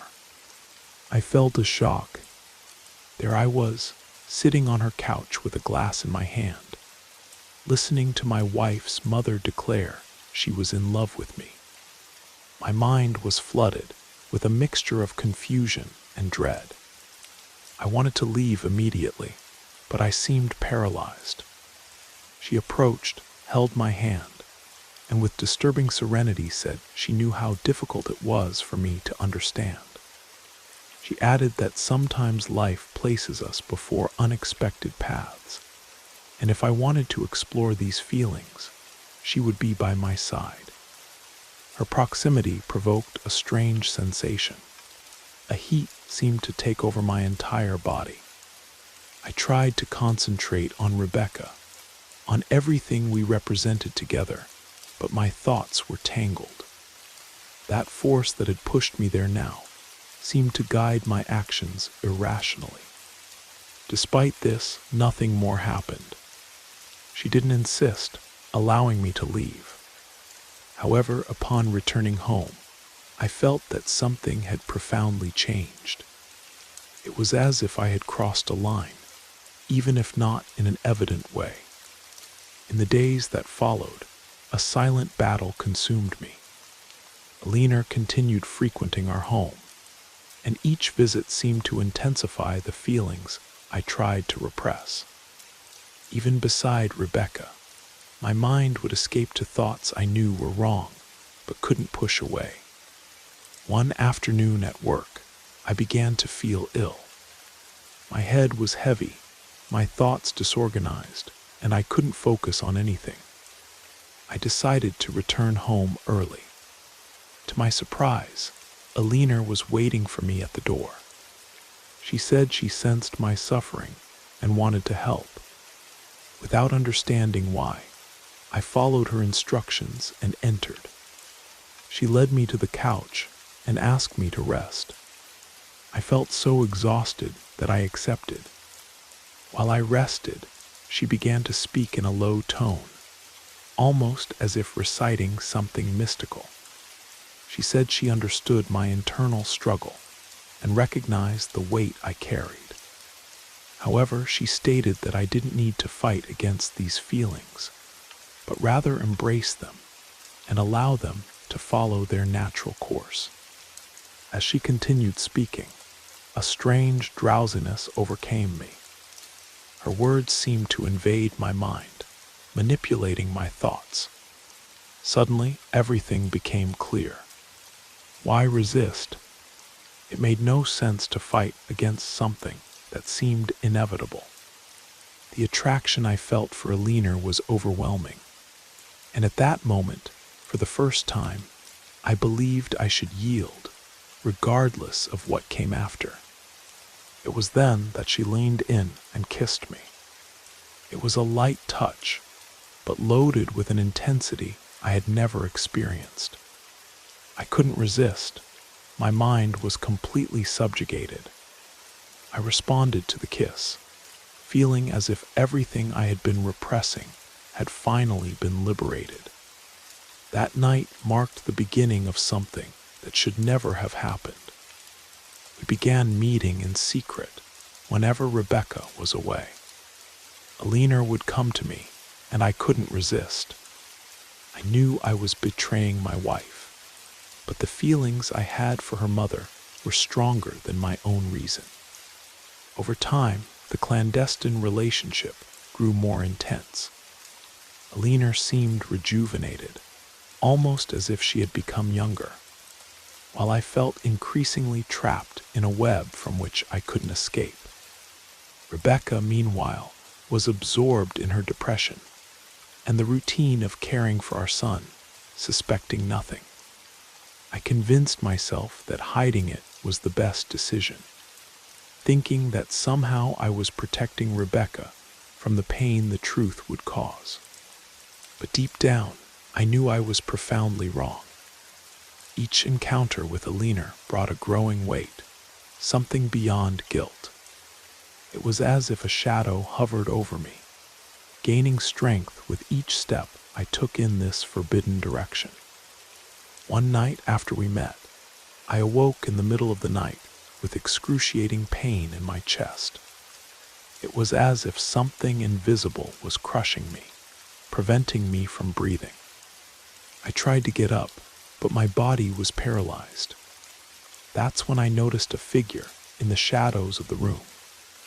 It moved slowly toward me, a shadow whose presence was both subtle and oppressive. I wanted to scream, but no sound came out. The figure approached until I finally saw it was Alina. She stood at the foot of the bed, motionless, with an expression I had never seen before. Her eyes gleamed in the darkness, and the smile on her face caused me deep fear. "This is all for your own good," she said. Her voice, cutting like it, had the power to freeze the air around us. "Don't be afraid." Her words made me tremble. With extreme effort, I managed to move my arm and turn on the light. In the blink of an eye, she was no longer there. I remained sitting on the bed, panting and shaking, not knowing whether I had lived through that or if it was just a nightmare. The next morning, it became clear to me that this situation couldn't continue. The guilt, the fear, and the sensation of being consumed by something much larger than myself were destroying my sanity. I realized that the life I had built with Rebecca was in ruins, and if I didn't do something, I would lose everything. I knew I needed to seek help, something beyond the ordinary, something that could face the darkness that enveloped me and lead me back to the light. That's when I remembered the stories my grandmother used to tell about a healer who lived isolated in the mountains of Vermont, a man known for seeing beyond what others could see. With no alternatives, I decided to seek him out, hoping to find a way out of the torment consuming me. After a long journey through winding roads and dense forests, I arrived at the healer's humble abode, a modest cabin surrounded by ancient trees. As soon as he saw me, the man with a face marked by time received me as if he already knew who I was and why I had come. Without needing to explain, he revealed that Alina had used a powerful spell to trap me in her web of manipulation. According to him, she had created a dark bond, a connection that fed her desires while plunging me into nightmares. But there was a solution. He explained that it would be possible to break this tie through a purification ritual, a painful process that would require me to confront my own mistakes and truly repent. The healer guided me through each preparation step. I began with a fast, cleansing my body and soul of all impurities. I spent long hours in meditation, reliving each wrong choice, each moment I yielded to Alina's influence. It was as if a fire burned within me, consuming everything dark in my essence. There was resistance, as if the spell was trying to maintain itself, but my determination was stronger. I knew I needed to do this not just for myself, but also for Rebecca and our son, Oliver. When the day of the ritual arrived, I knelt before a sacred circle the healer had prepared, surrounded by herbs and ancestral symbols. He began to chant in a language that seemed to echo in another world. At that moment, I felt crushing pressure in my chest, as if something inside me was desperately trying to resist. Each word uttered by the healer weakened the dark bond. The pressure increased until finally, with a scream that seemed to come from the depths of my soul, the tie was broken. I collapsed exhausted, but I knew I was free.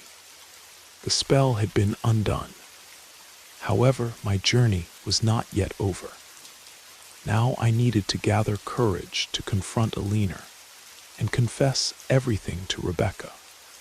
Before I left, the healer warned me that even with the bond broken, Alina would not give up easily. Her thirst for control was still strong, although her dominion over me had been destroyed. With a lighter heart, but aware of the challenges awaiting me, I returned home. I knew the path ahead would be difficult, but I was determined to rebuild everything I had almost lost. Upon arriving at Alina's house, I immediately noticed something had changed. The environment, previously heavy and dominating, now seemed empty of that oppressive energy. The sensation was strange, as if part of the power she exerted had disappeared along with the spell. Alina received me with a look that oscillated between surprise and anger. She knew the control she exercised over me had dissipated, and this left her consumed by desperation. I faced her without beating around the bush and said I knew the truth. I told her I was aware of the witchcraft she had used to manipulate me, and that now I was free from her influence. The truth needed to come to light. Her attempts to manipulate me had no effect. For the first time, I saw something in her eyes I had never noticed before: fear. The real fear of someone who loses everything they considered theirs. Even so, she tried to justify herself, claiming her actions were motivated by love and the terror of facing loneliness. Her words, which before would have confused me, now sounded empty, devoid of any force.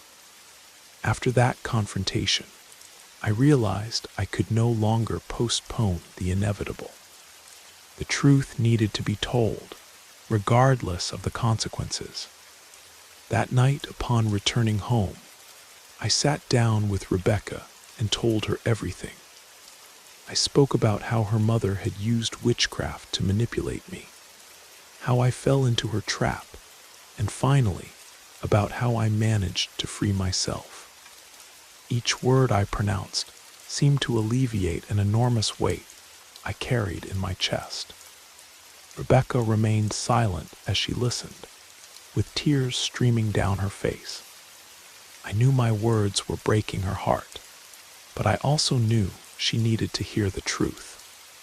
After a long moment of reflection, Rebecca, with a determination I had never seen in her before, said that although it was painful to accept all of that, she valued my honesty and the effort I made to free myself. Despite being hurt, she decided we would face this situation together.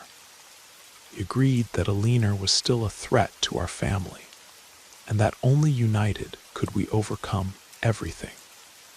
In the days that followed, we began the arduous process of rebuilding our relationship.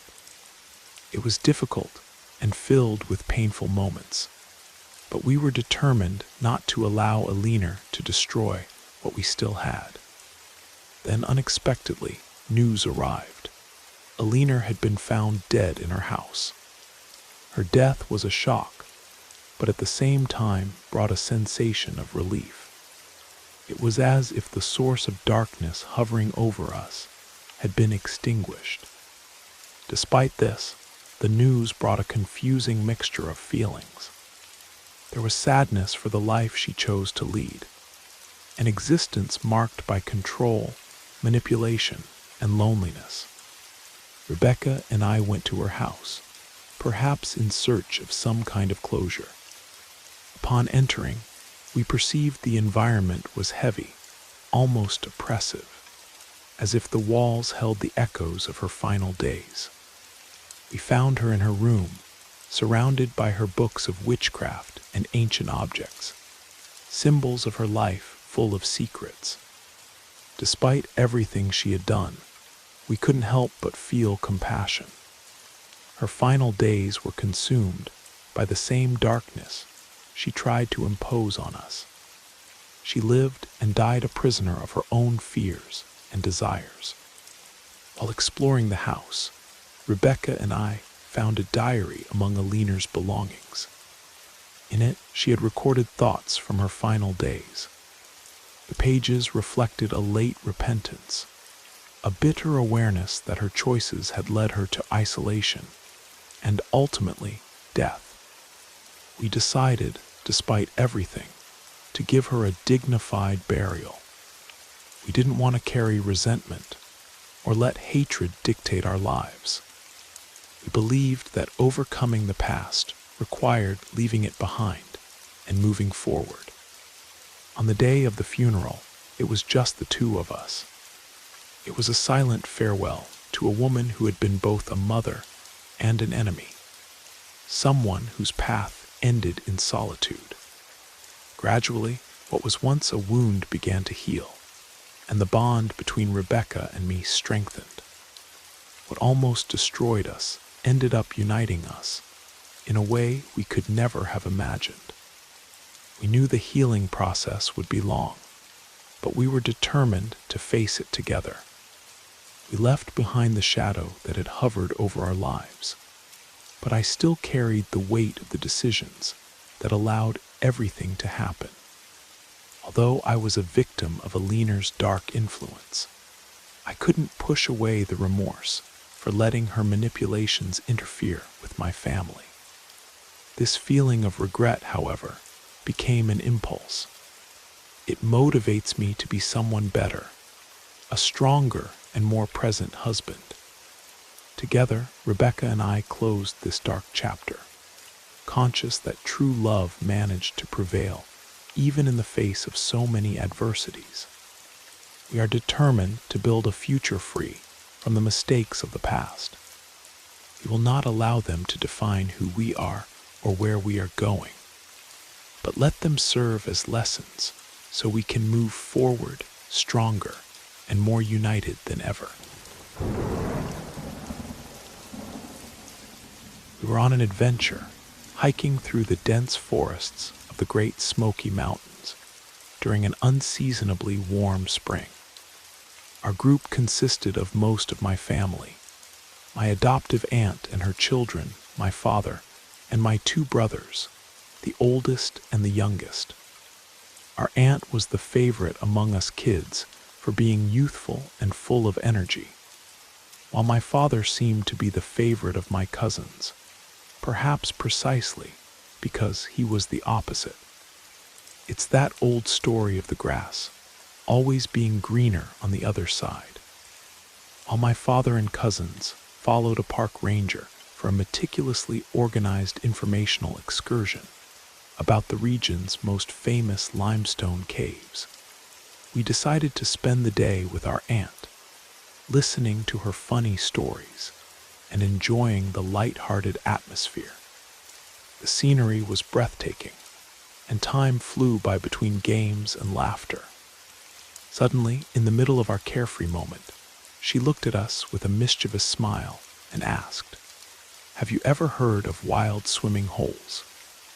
Imitating the serious manner of the ranger, she began to explain the supposed therapeutic wonders of the cool mountain waters on the body. We laughed hard at her performance, but something inside me felt wrong.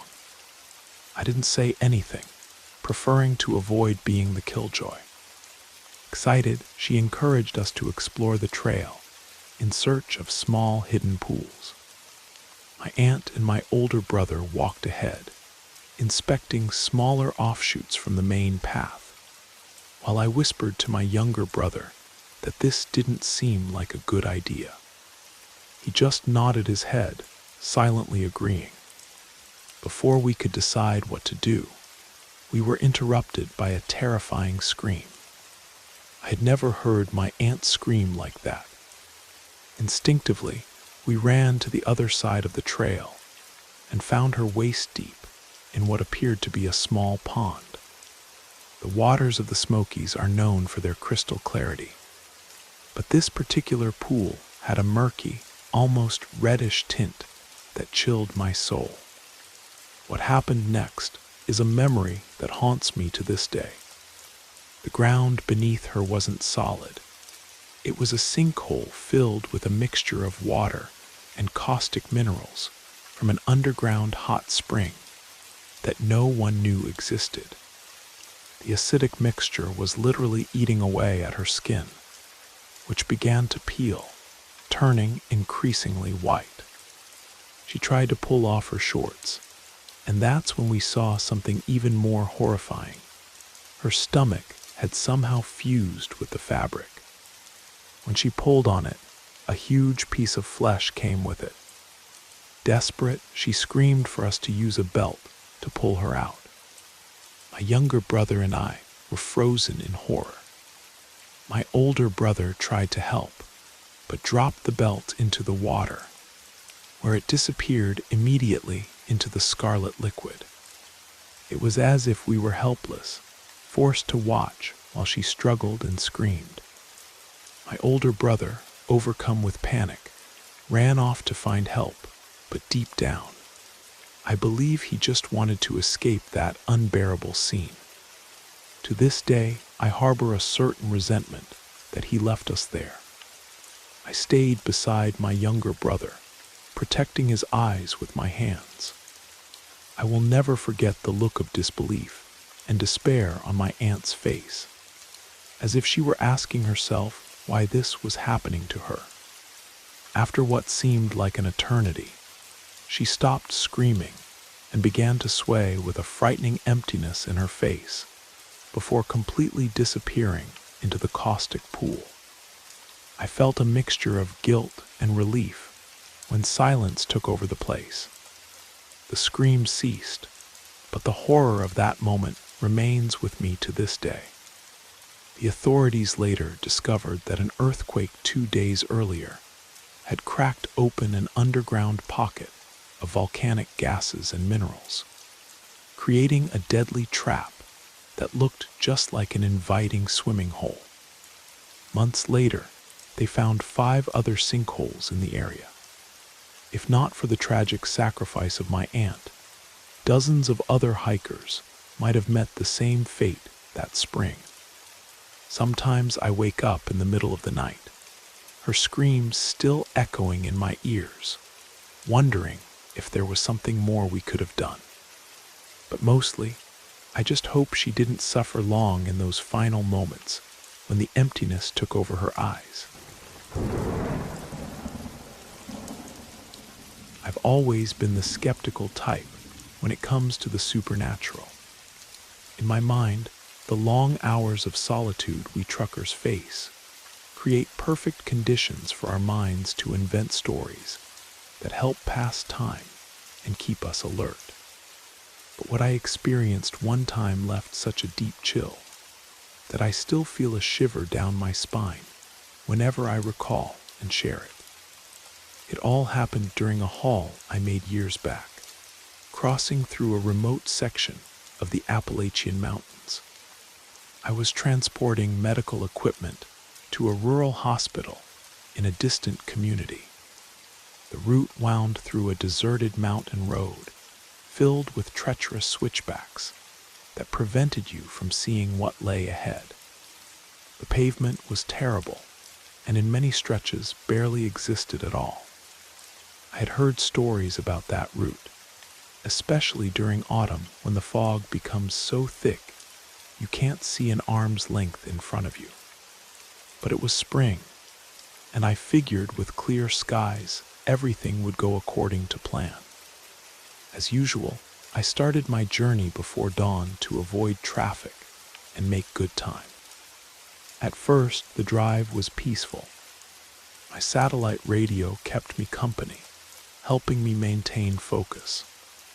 However, as I moved farther from civilization, the signal gradually faded, leaving only the constant rumble of the engine and the whistle of wind through the cab. Strange as it might seem, that silence was almost welcome, like it brought a sense of tranquility. Around mid-afternoon, after about 7 hours on the road, I decided to stop at a small settlement to stretch my legs and grab something to eat. I went to the shop at the only gas station, bought coffee and some crackers. As I was heading back to my truck, I noticed something that had escaped my attention until then. A few yards away, standing perfectly still, a dog was watching me. It was a large animal with thin black fur and deep, empty eyes that seemed to carry no emotion whatsoever. It just stood there, motionless, staring at me. It wasn't like those dogs that beg for food or wag their tails seeking attention. Nothing like that. It remained frozen, showing neither interest nor hostility. I ignored the scene, thinking it was just another stray from the area, and returned to my truck. But what happened next was difficult to explain. I had left the settlement behind, and as I continued down the road, I encountered the dog again, standing by the roadside as if waiting for me. My heart skipped a beat. There was no logical way it could have reached that spot so quickly, but I tried to rationalize it, considering it merely a coincidence. Despite this, something in that animal's gaze seemed to carry some kind of warning, a silent caution I couldn't decipher. The feeling disturbed me so much that I pressed hard on the accelerator and drove on. As I climbed higher into the mountains, the road became increasingly challenging. The sky began to darken with heavy clouds, and soon night started to envelop the landscape. Before a particularly sharp bend, I spotted the dog again among the bushes and trees beside the road. It was there exactly as before, motionless, staring. But now, with the mist beginning to form around it, the scene had a disturbing quality that made me shudder. I recalled stories from other truckers about strange encounters on the road. Despite having laughed at these tales in the past, I couldn't prevent a nervousness from building inside me. I continued driving without stopping, trying to erase that image from my mind. But as night took over the sky, something began to go wrong with the truck. At first, I felt a slight tremor in the steering wheel. I imagined it was because of the weight of the cargo or some pothole in the road, so I didn't give it much importance. However, I soon realized the brakes weren't working properly, as if they had lost their firmness. This alarmed me because on that descent full of dangerous curves, I knew I would need reliable brakes. I decided to pull over at an improvised rest area and did a quick inspection of the truck. Finding nothing abnormal, I climbed back in and continued my journey, hoping to reach the next support point as quickly as possible. That's when the unexpected happened. On a particularly sharp curve, when I tried to reduce speed, the brakes simply stopped working. They didn't respond. The truck began to gain speed rapidly, and all I could do was grip the steering wheel tightly while trying to stay on the road. Desperation took over. At the apex of the curve, something made me freeze completely. There it was again, the black dog, motionless in the middle of the road, with those penetrating eyes, as if it had been there the whole time waiting for me. The scene lasted only a few seconds, but it was enough for a mixture of dread and helplessness to consume me. I knew I wouldn't be able to stop in time. My only thought was that I needed to avoid falling off the cliff at all costs. I closed my eyes tightly and turned the wheel sharply, hoping not to lose control completely. When I opened my eyes, the truck was stopped, intact. It was almost unbelievable, as if nothing had happened. I looked around, but there was no sign of the dog. I spent several minutes there, paralyzed with trembling hands, trying to process what I had just experienced. The strangest thing was that despite the previous brake problems, they now seemed to be functioning perfectly again. It was as if the dog had been trying to warn me, but I hadn't understood. Upon reaching the next town, I parked at a gas station. While refueling, I tried to catch my breath and calm down. An older man approached, apparently noticing my troubled expression. He asked if everything was all right. I decided to tell him the story, trying not to sound like a lunatic. The man listened in silence, and when I finished, he simply nodded. Then he told me something that left me speechless. That black dog. It's not the first time someone's mentioned it. They say it appears when something bad is about to happen. Some believe it's a protective spirit for travelers. Others think it brings bad luck. Since that night, I've never seen the dog again, and honestly, it's not like I want to. But every time I drive on dark, deserted roads, I can't help but remember that gaze. A gaze that seemed to know more than I could imagine. I don't know if it was all a product of my mind, or if that animal was really there to warn me. The only certainty I have is that after that experience, I never saw the road the same way again.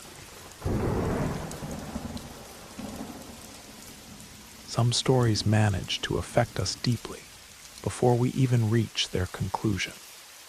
This particular one began simply, almost ordinarily, but quickly revealed itself to be something much more profound and unsettling. As I read through it, I wondered, what if it had been me in those early morning hours, feeling the tension build with each step? During my sophomore year at Westlake High, I developed an unusual routine. I was taking advanced placement courses while also enrolled in an evening tech program at the local community college. My schedule was brutal, but I found my rhythm in the quiet hours after midnight. My cousin Ellie and I shared a small rental house on the outskirts of town, an old Victorian with oddly connected rooms. The layout was peculiar to reach the bathroom from the living room. You had to pass through Ellie's bedroom, then our aunt's room. She stayed with us during the week to help with expenses. Then my bedroom. The bathroom was just beyond my room, creating a single pathway everyone had to follow. On most nights, Ellie and I would spread our books and laptops across the living room coffee table, working until the early morning hours with music playing softly in the background. When our aunt wanted to check if we were finally heading to bed, she'd call from Ellie's doorway, and we'd answer without getting up. One detail worth mentioning, our aunt had this unmistakable emerald green bathrobe with silver constellations embroidered across the shoulders. It had been a gift from her late husband, and she wore it every night without fail. We also had an elderly golden retriever named Rusty, who always slept on the floor beside Ellie's bed.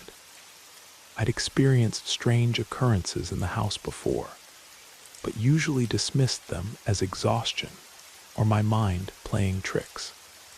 That particular night, however, was different. It was one of those endless winter nights, temperatures dropping below zero outside, while snow piled against the windows. Ellie had gone to bed early, fighting off a cold, leaving me alone in the living room struggling through calculus problems. By 3:15 in the morning, my eyes were burning. I finally shut my laptop, gathered my notes, and left everything stacked on the table to organize later. I switched off the living room lamp, plunging the house into darkness, except for the bluish glow of moonlight reflecting off the snow outside. The house creaked and settled in the cold. I knew every inch of the place by heart, so I didn't bother turning on any lights as I made my way toward my bedroom. When I pushed open the door to Ellie's room, I froze. My aunt was standing there, less than an arm's length away. The moonlight filtering through the curtains caught the silver threading on her green robe, making the constellations seem to shimmer and move. "Jesus, you startled me," I whispered, assuming she'd gotten up to check on us. But she didn't respond. She remained perfectly still, facing me. Something about her posture seemed wrong. There was an unnatural stiffness to how she stood. That's when I heard a soft, whimpering sound coming from behind her. I glanced toward the bed and saw Rusty, head raised, staring directly at where my aunt was standing. His eyes were wide, tracking something I couldn't see clearly. I looked over at Ellie's bed. She was fast asleep, her cold medicine bottle on the nightstand. Then I noticed something that made my blood run cold. Through the open doorway to the next room, I could see my aunt's bed. She was there, sound asleep, her gentle snoring audible even from where I stood. My attention snapped back to the figure before me. The green robe was identical, the silver constellation pattern catching the moonlight just as it should.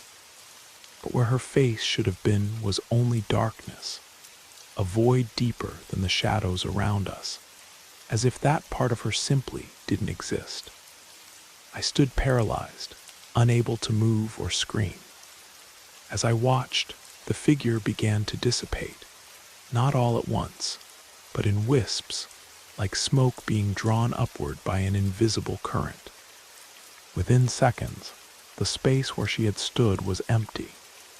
My entire body trembled as I forced myself to move forward. The spot where the figure had been felt unnaturally cold as I passed through it. Each step I took across Ellie's room, then my aunt's, and finally into my own bedroom felt like wading through ice water. The sensation of being followed clung to me like a second skin. Once in my room, I confirmed what I already knew. My aunt was sleeping peacefully in her bed, her actual green robe hanging on the hook by her door. I crawled under my covers, but remained wide awake until dawn broke. The height, the build, even the distinctive robe were identical to my aunt's. But that featureless void where a face should have been has haunted me since. I've replayed that night countless times in my mind. Even if I had been exhausted, the shock of seeing her jolted me fully awake. And even if it had been a dream, how could I explain watching her disappear while I was completely conscious? Several weeks later, Ellie confided that she had seen something similar, a figure resembling our aunt that vanished before her eyes. The house had a history we hadn't known about when we moved in. The previous owner's sister had died in what is now Ellie's bedroom after a long illness. during which she'd been cared for by her sibling. These apparitions never appeared again. After we performed a simple cleansing ritual, I learned from an elderly neighbor. I've since developed a better understanding of the energies around me and how to interact with them. Unexplained events still occur occasionally, but now I know how to respond when the familiar unfamiliar appears in the darkest hours. I recently moved to a secluded corner of the Appalachian foothills, about 15 miles from the nearest town. Everywhere you look, there's nothing but dense forest, and my closest neighbors are roughly a quarter-mile away. This isolation is exactly what I needed. It gives me the freedom to focus on what I love most, cars. My hobby-turned-profession is restoring and selling vintage vehicles that still have some appeal. I use a popular classifieds website to advertise the less valuable models, while the more interesting ones I restore and sell on commission through an official dealer platform. That's how I pay the bills. The small town nearby provides a decent income stream for day-to-day expenses. But the real money comes from deals with big city clients who prefer using my official platform. Funny how the locals trust classified ads more, while metropolitan folks invest in the pricier vehicles. Either way, I always thought being so removed from the rest of the world would make me more cautious. But life in isolation has its own way of surprising you. A clear example was an unusual customer who showed up with a vehicle so deteriorated it didn't even look operational. To be honest, how he managed to drive that rust bucket all the way here was a mystery. And he wasn't alone. He had a van that was just as neglected, looking like a monument to carelessness. I politely explained that the car wasn't salvageable and offered him a small amount for the parts, hoping he'd leave with that low offer. But to my surprise, he did the opposite, handed me $50 to take the car off his hands and disappeared. Something didn't feel right about the whole situation. Although business was good occasionally, I still faced periods when things slowed down. This was my first job in weeks. The car, given its condition, would probably yield very little in parts, but at least the steel could be repurposed. In the back of my property, I had a decent pile of scrap metal covered with tarpaulin, waiting for metal prices to increase. I kept that area securely locked at night, what I considered my safe haven. That night, while adjusting prices and planning sales, I heard a loud noise coming from the garage. My first thought was that some curious locals might have broken in. But sometimes life presents you with things you never expect to see. I'm not talking about fear of the predictable, but about situations that only make sense when they're right in front of you, defying any logic, like a nightmare taking form in the real world. As I mentioned before, isolation has its unique way of catching you off guard. There's something to be said about a lost workshop in the middle of nowhere, specializing in restoring cars. Business is good, and perhaps someone spread the idea that I hide a fortune underneath the garage floor. Congratulations to them, I suppose, for putting that guy in the trunk. Why or how they concluded there was money here remains a mystery to me. In the end, they left with some tools, my radio, and a TV. Nothing really valuable. These guys are still out there while I'm arranging to get a shotgun. The next morning, as the mist still clung to the surrounding pines, I called the county sheriff. Officer Dawson arrived 3 hours later, looking unsurprised as I showed him the gimmed lock on the garage side door and the empty spaces where my tools had been. "Third break-in this month in these parts," he said, scratching notes into a worn pad. "Folks moving up from the valley looking for easy pickings." He paused when we reached the car with the $50 deal. Something about the trunk made him uneasy. Using his gloved hand, he popped it open with his flashlight ready. The trunk was empty, except for a small plastic bag containing what looked like crushed medication, and a cell phone with its battery removed. Dawson's expression darkened as he bagged both items.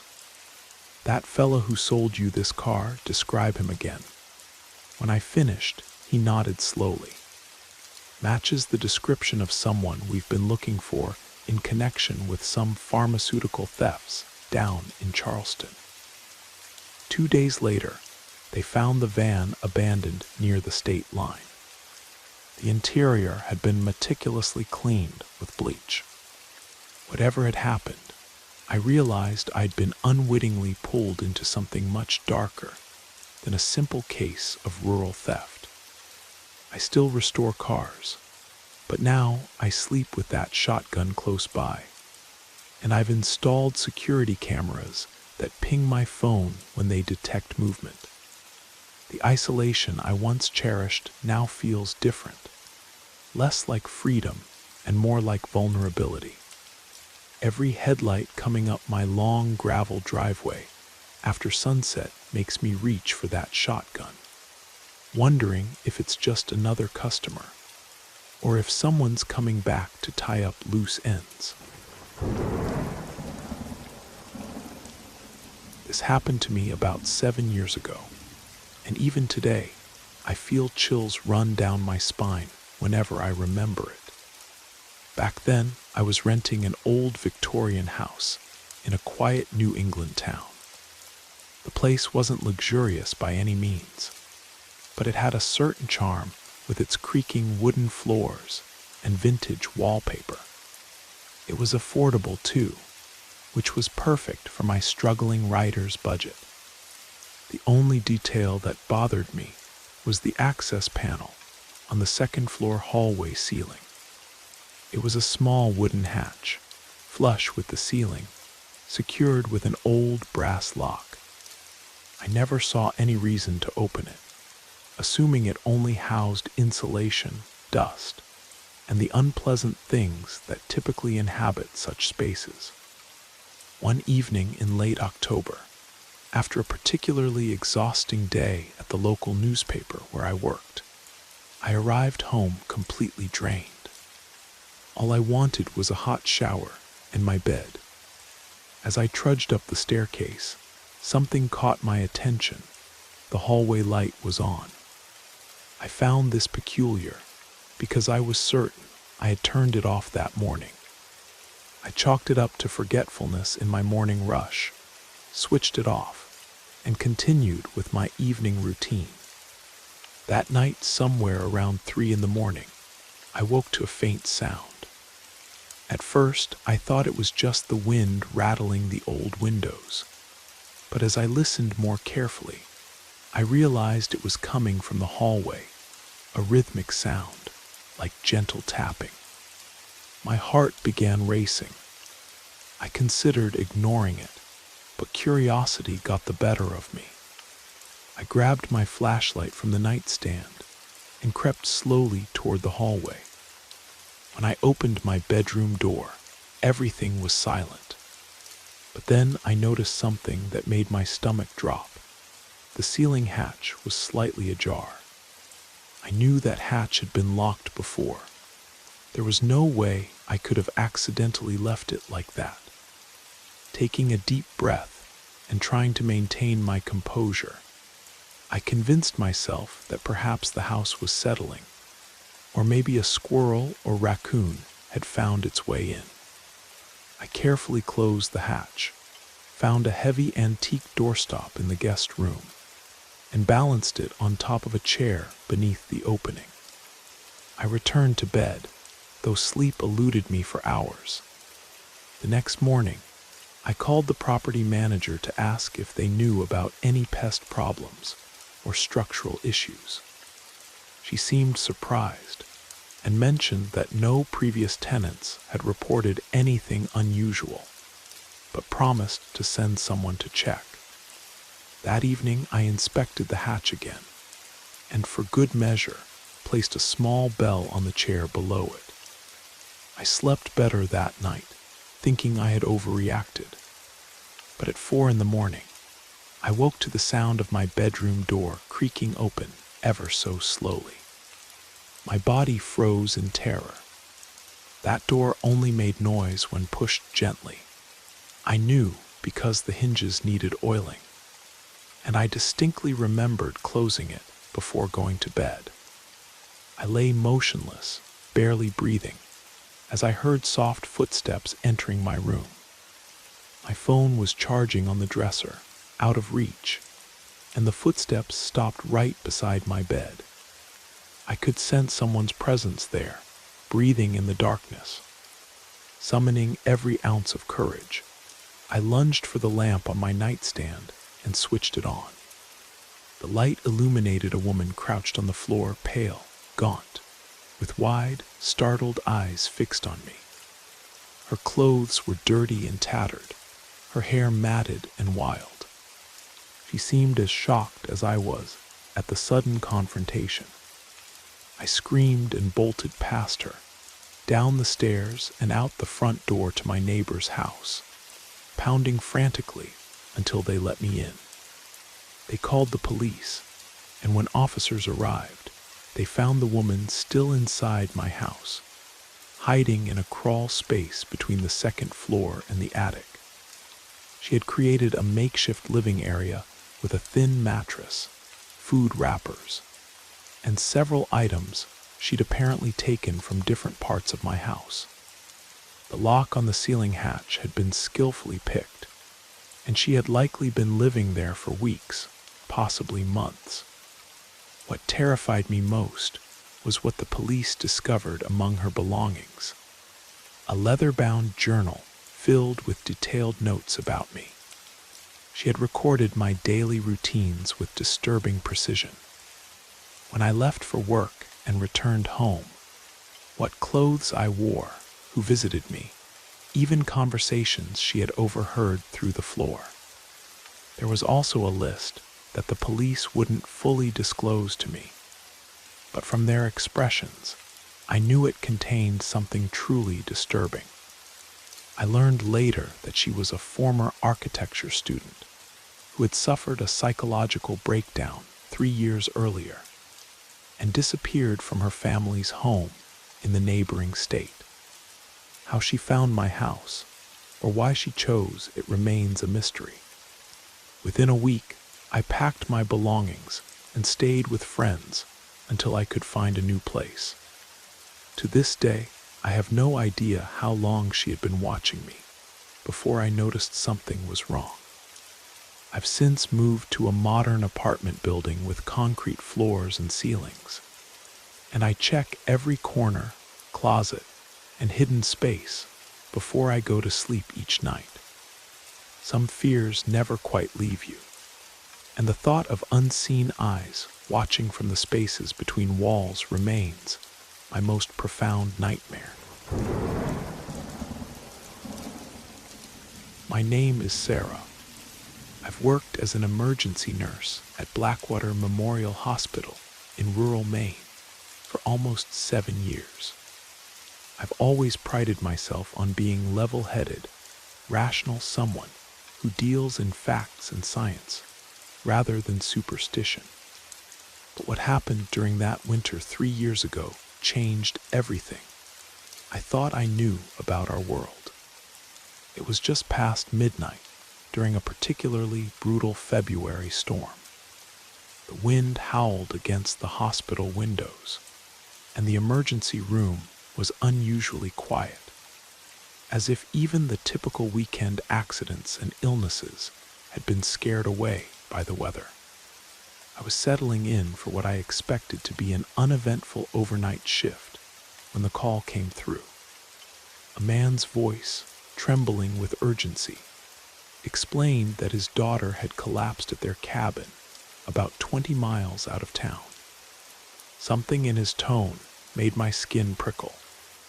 There was raw fear there, not just the normal concern of a parent, but something deeper, more primal.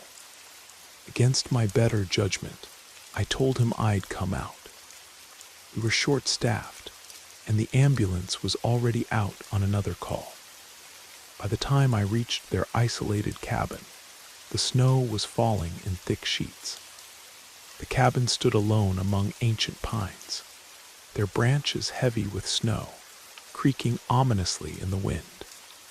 The man who greeted me looked nothing like I expected, not the rugged outdoorsman type common in these parts, but a thin, scholarly-looking man in his late 40s.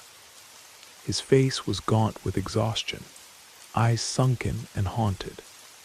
"Thank you for coming," he whispered, ushering me inside. "She's upstairs." The cabin interior was surprisingly modern and well-appointed, clearly a vacation home rather than a permanent residence. As I followed him up the narrow staircase, I noticed strange markings etched into the wooden banisters. They weren't decorative. They looked almost like protective symbols, hastily carved. Nothing could have prepared me for what I found in that upstairs bedroom. The girl, 16, maybe 17, lay rigid on the bed. Her body was contorted in ways that defied natural anatomy. Her spine arched at an impossible angle, her limbs twisted and locked in place. But it was her eyes that truly horrified me, completely white, rolled back so far that only the sclera showed. Her breathing came in ragged, uneven gasps, punctuated by occasional guttural sounds that no human throat should make. "What happened to her?" I asked, trying to maintain my professional composure while fighting the instinct to back away. The father's reply chilled me to the bone. "That's not my daughter anymore. Something has taken her." I tried to rationalize what I was seeing, perhaps a severe neurological condition, a complex seizure, or even drug-induced psychosis. With practiced calmness, I approached the bed and reached for her wrist to check her pulse. The moment my fingers touched her skin, an arctic coldness shot up my arm, so intense it felt like my blood was freezing in my veins. The girl's head snapped toward me with unnatural speed, and her face contorted into a grotesque mask of malice, a smile too wide, too knowing. Then she spoke, but the voice that emerged was not that of a teenage girl. It was ancient, guttural, and spoke in a language I couldn't identify, but somehow understood on a visceral level. Around us, the room seemed to respond to this presence. The temperature plummeted further. Books vibrated on shelves. A heavy antique mirror on the wall began to crack without any apparent cause. The bedside lamp flickered wildly despite being unplugged. "We've tried everything," the father said, his voice breaking. "Doctors, therapists, specialists from Boston. No one would believe us. No one would help. Then I found someone, a professor of theological history from the university." He said he hesitated, lowering his voice. "He said she's possessed. He's on his way." At that moment, all my medical training seemed utterly useless.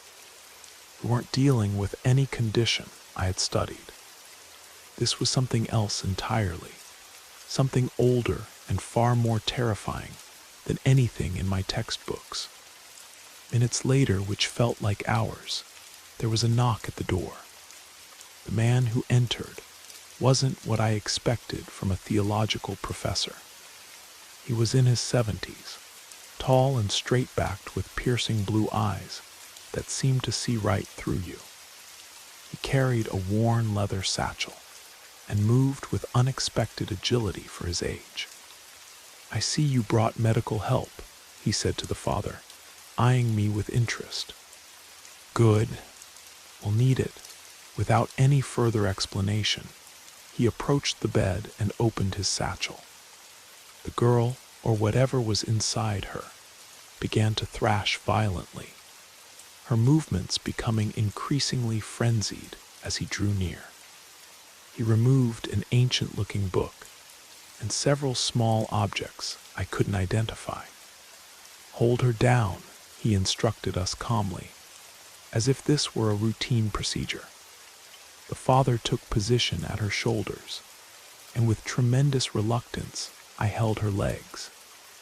Her strength was impossible, like trying to restrain something much larger and more powerful than the slender teenage body before us. The professor began to recite in Latin, his voice growing in power and resonance with each word. The reaction was immediate and horrifying. The girl's body began to convulse with such force that I feared her bones would break. The voice that emerged from her wasn't just inhuman, it was multi-layered, as if several entities were speaking at once. Objects around the room began to move with greater violence. A heavy wooden chair slammed against the wall. The windows rattled in their frames. The air became thick and oppressive, pressing down on my chest until breathing was painful. What happened next defies all explanation. As the professor raised a silver crucifix over the girl, her entire body lifted from the bed, not just arched in tension, but fully suspended in midair. For several seconds she hovered there, her head twisted completely backward, eyes now entirely black, but somehow gleaming with malevolent intelligence. The room filled with a sound, like thousands of whispering voices. Then, with a final thunderous command from the professor, she crashed back onto the bed with such force that the wooden frame cracked. A scream erupted from her that seemed to contain all the world's suffering.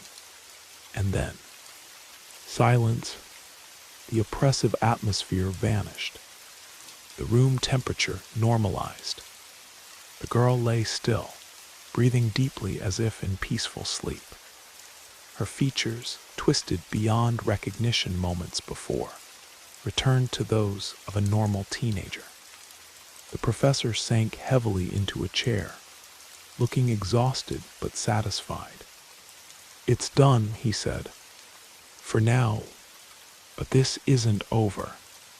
Whatever found her once can find her again. She needs protection." I remained frozen in place, unable to process what I just witnessed. The father broke down in tears of relief, clutching his daughter's hand. "Thank you for coming," the professor said to me later as we descended the stairs. Most medical professionals would have dismissed this entirely. Your presence helped ground her physical form while I addressed the spiritual intrusion.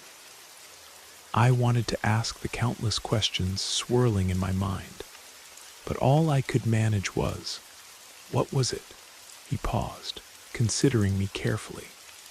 "Something very old. Something that was here long before us, and will remain long after.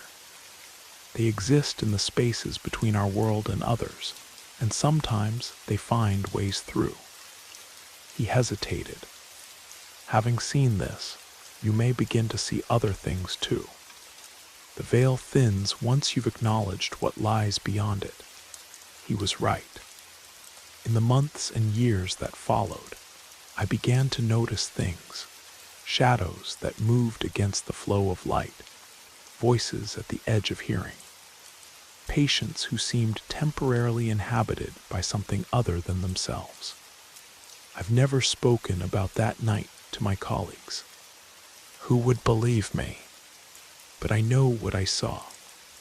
The girl recovered physically, but something in her eyes has changed permanently, a certain hollowness, as if a piece of her never returned from wherever she had been taken.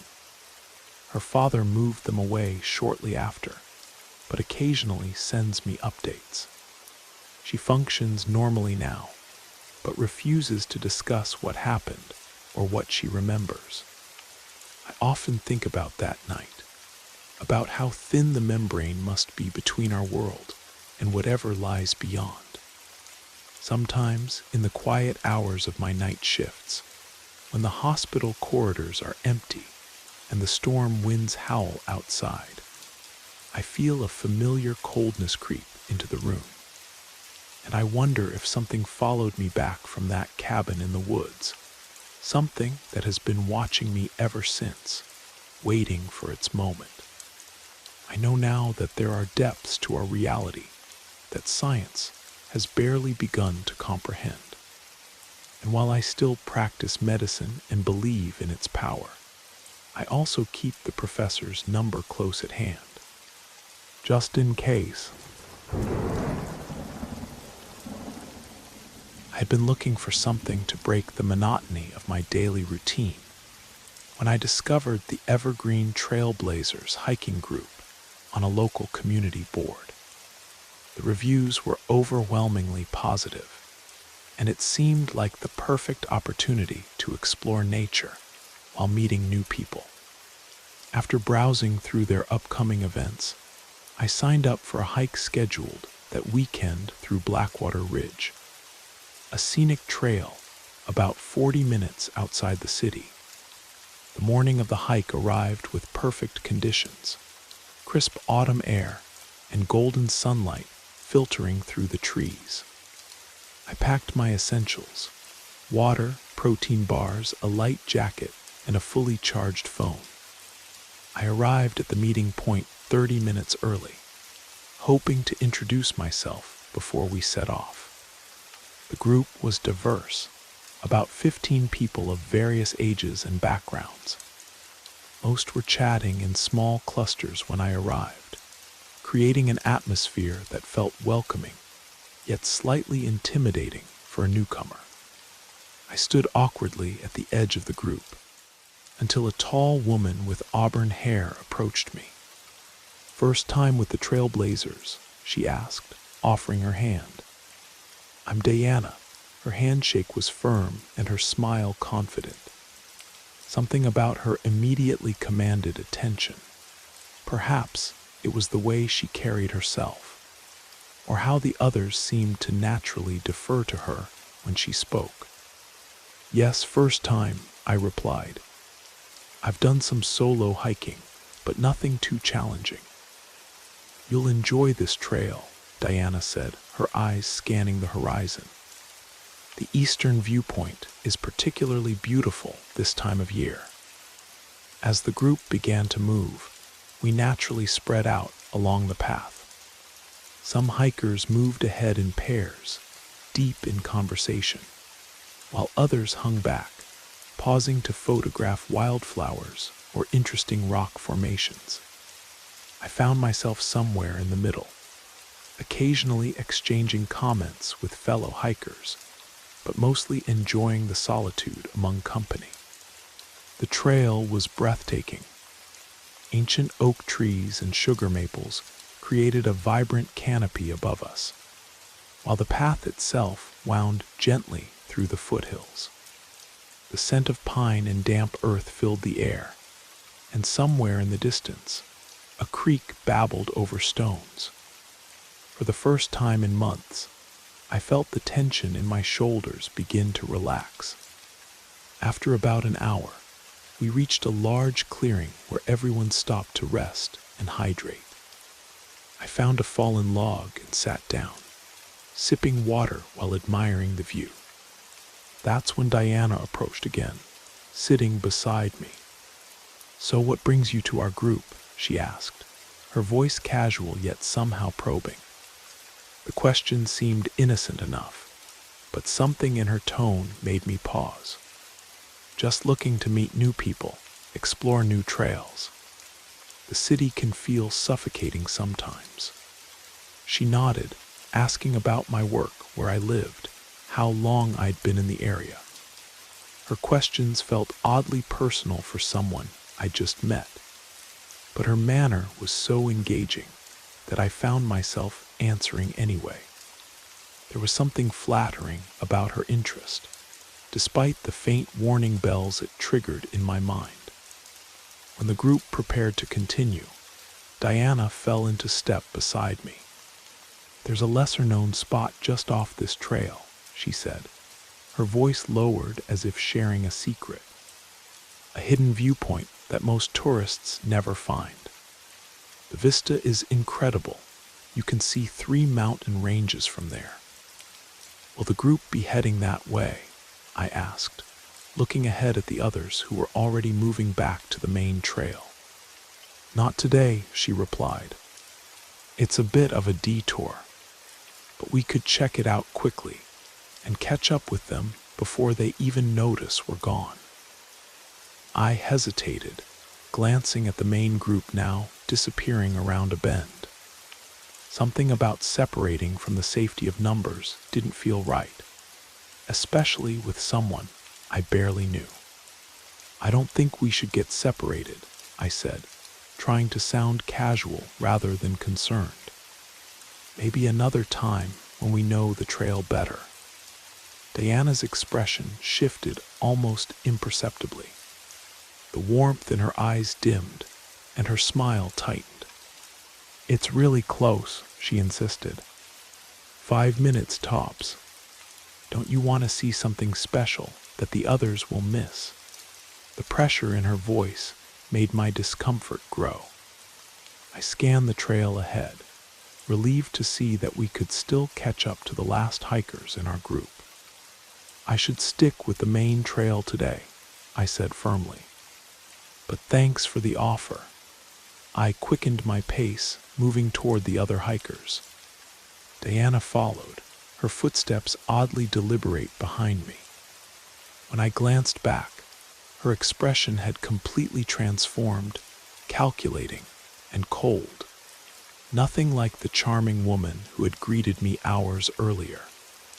We continued in uncomfortable silence until we rejoined the group at a junction in the trail. I positioned myself near a friendly couple I'd spoken with earlier, making sure I was surrounded by others. Diana drifted to the back of the group, and though I couldn't see her, I could feel her eyes on me.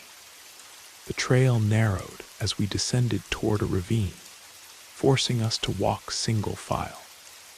The path here was rocky and uneven, requiring more concentration. I was focused on my footing when someone bumped into me from behind, nearly sending me stumbling toward the edge where the ground dropped steeply. I caught myself against a tree trunk, heart hammering, and turned to see Diana directly behind me. "Sorry," she said flatly. Loose gravel, but there was no remorse in her eyes, and the path where she stood was packed dirt, not gravel. My instincts screamed danger. I let several people pass, inserting myself into the middle of the group, where Diana couldn't easily reach me. For the remainder of the hike, I stayed vigilant, never allowing myself to be isolated again. When we finally returned to the trailhead, I immediately headed for my car, not bothering with the usual post-hike socializing. As I reached for my door handle, I felt a presence behind me and turned to find Diana standing there. "You missed out today," she said quietly. "That viewpoint is really something special." "Maybe next time," I replied automatically, though I knew there wouldn't be a next time. She tilted her head slightly, studying me. "Yes, maybe next time." That night, I contacted the group's administrator through their website and described what had happened, being careful to stick to facts without making accusations. The response came quickly: appreciation for bringing the incident to their attention, and an assurance they would look into it. 3 days later, I noticed Diana's profile had been removed from the group's member list. I didn't go hiking with organized groups for several months after that. When I finally did join a different hiking club, I made sure to research them thoroughly, and I always followed one simple rule: never leave the group, no matter how friendly someone seemed or how spectacular the promised view. The trails still bring me peace, but now I hike with awareness as my constant companion. I listen not just to the sounds of nature, but to the quiet voice of instinct that saved me that day. Nature has its predators, but sometimes the most dangerous ones look just like us. Thank you for spending this time with Brad Arrows. We hope the stories whispered through the rain carried you far into your imagination or your dreams. If you're still awake, let us know how you liked the journey. Until next time, stay safe, sleep well, and let the darkness comfort you.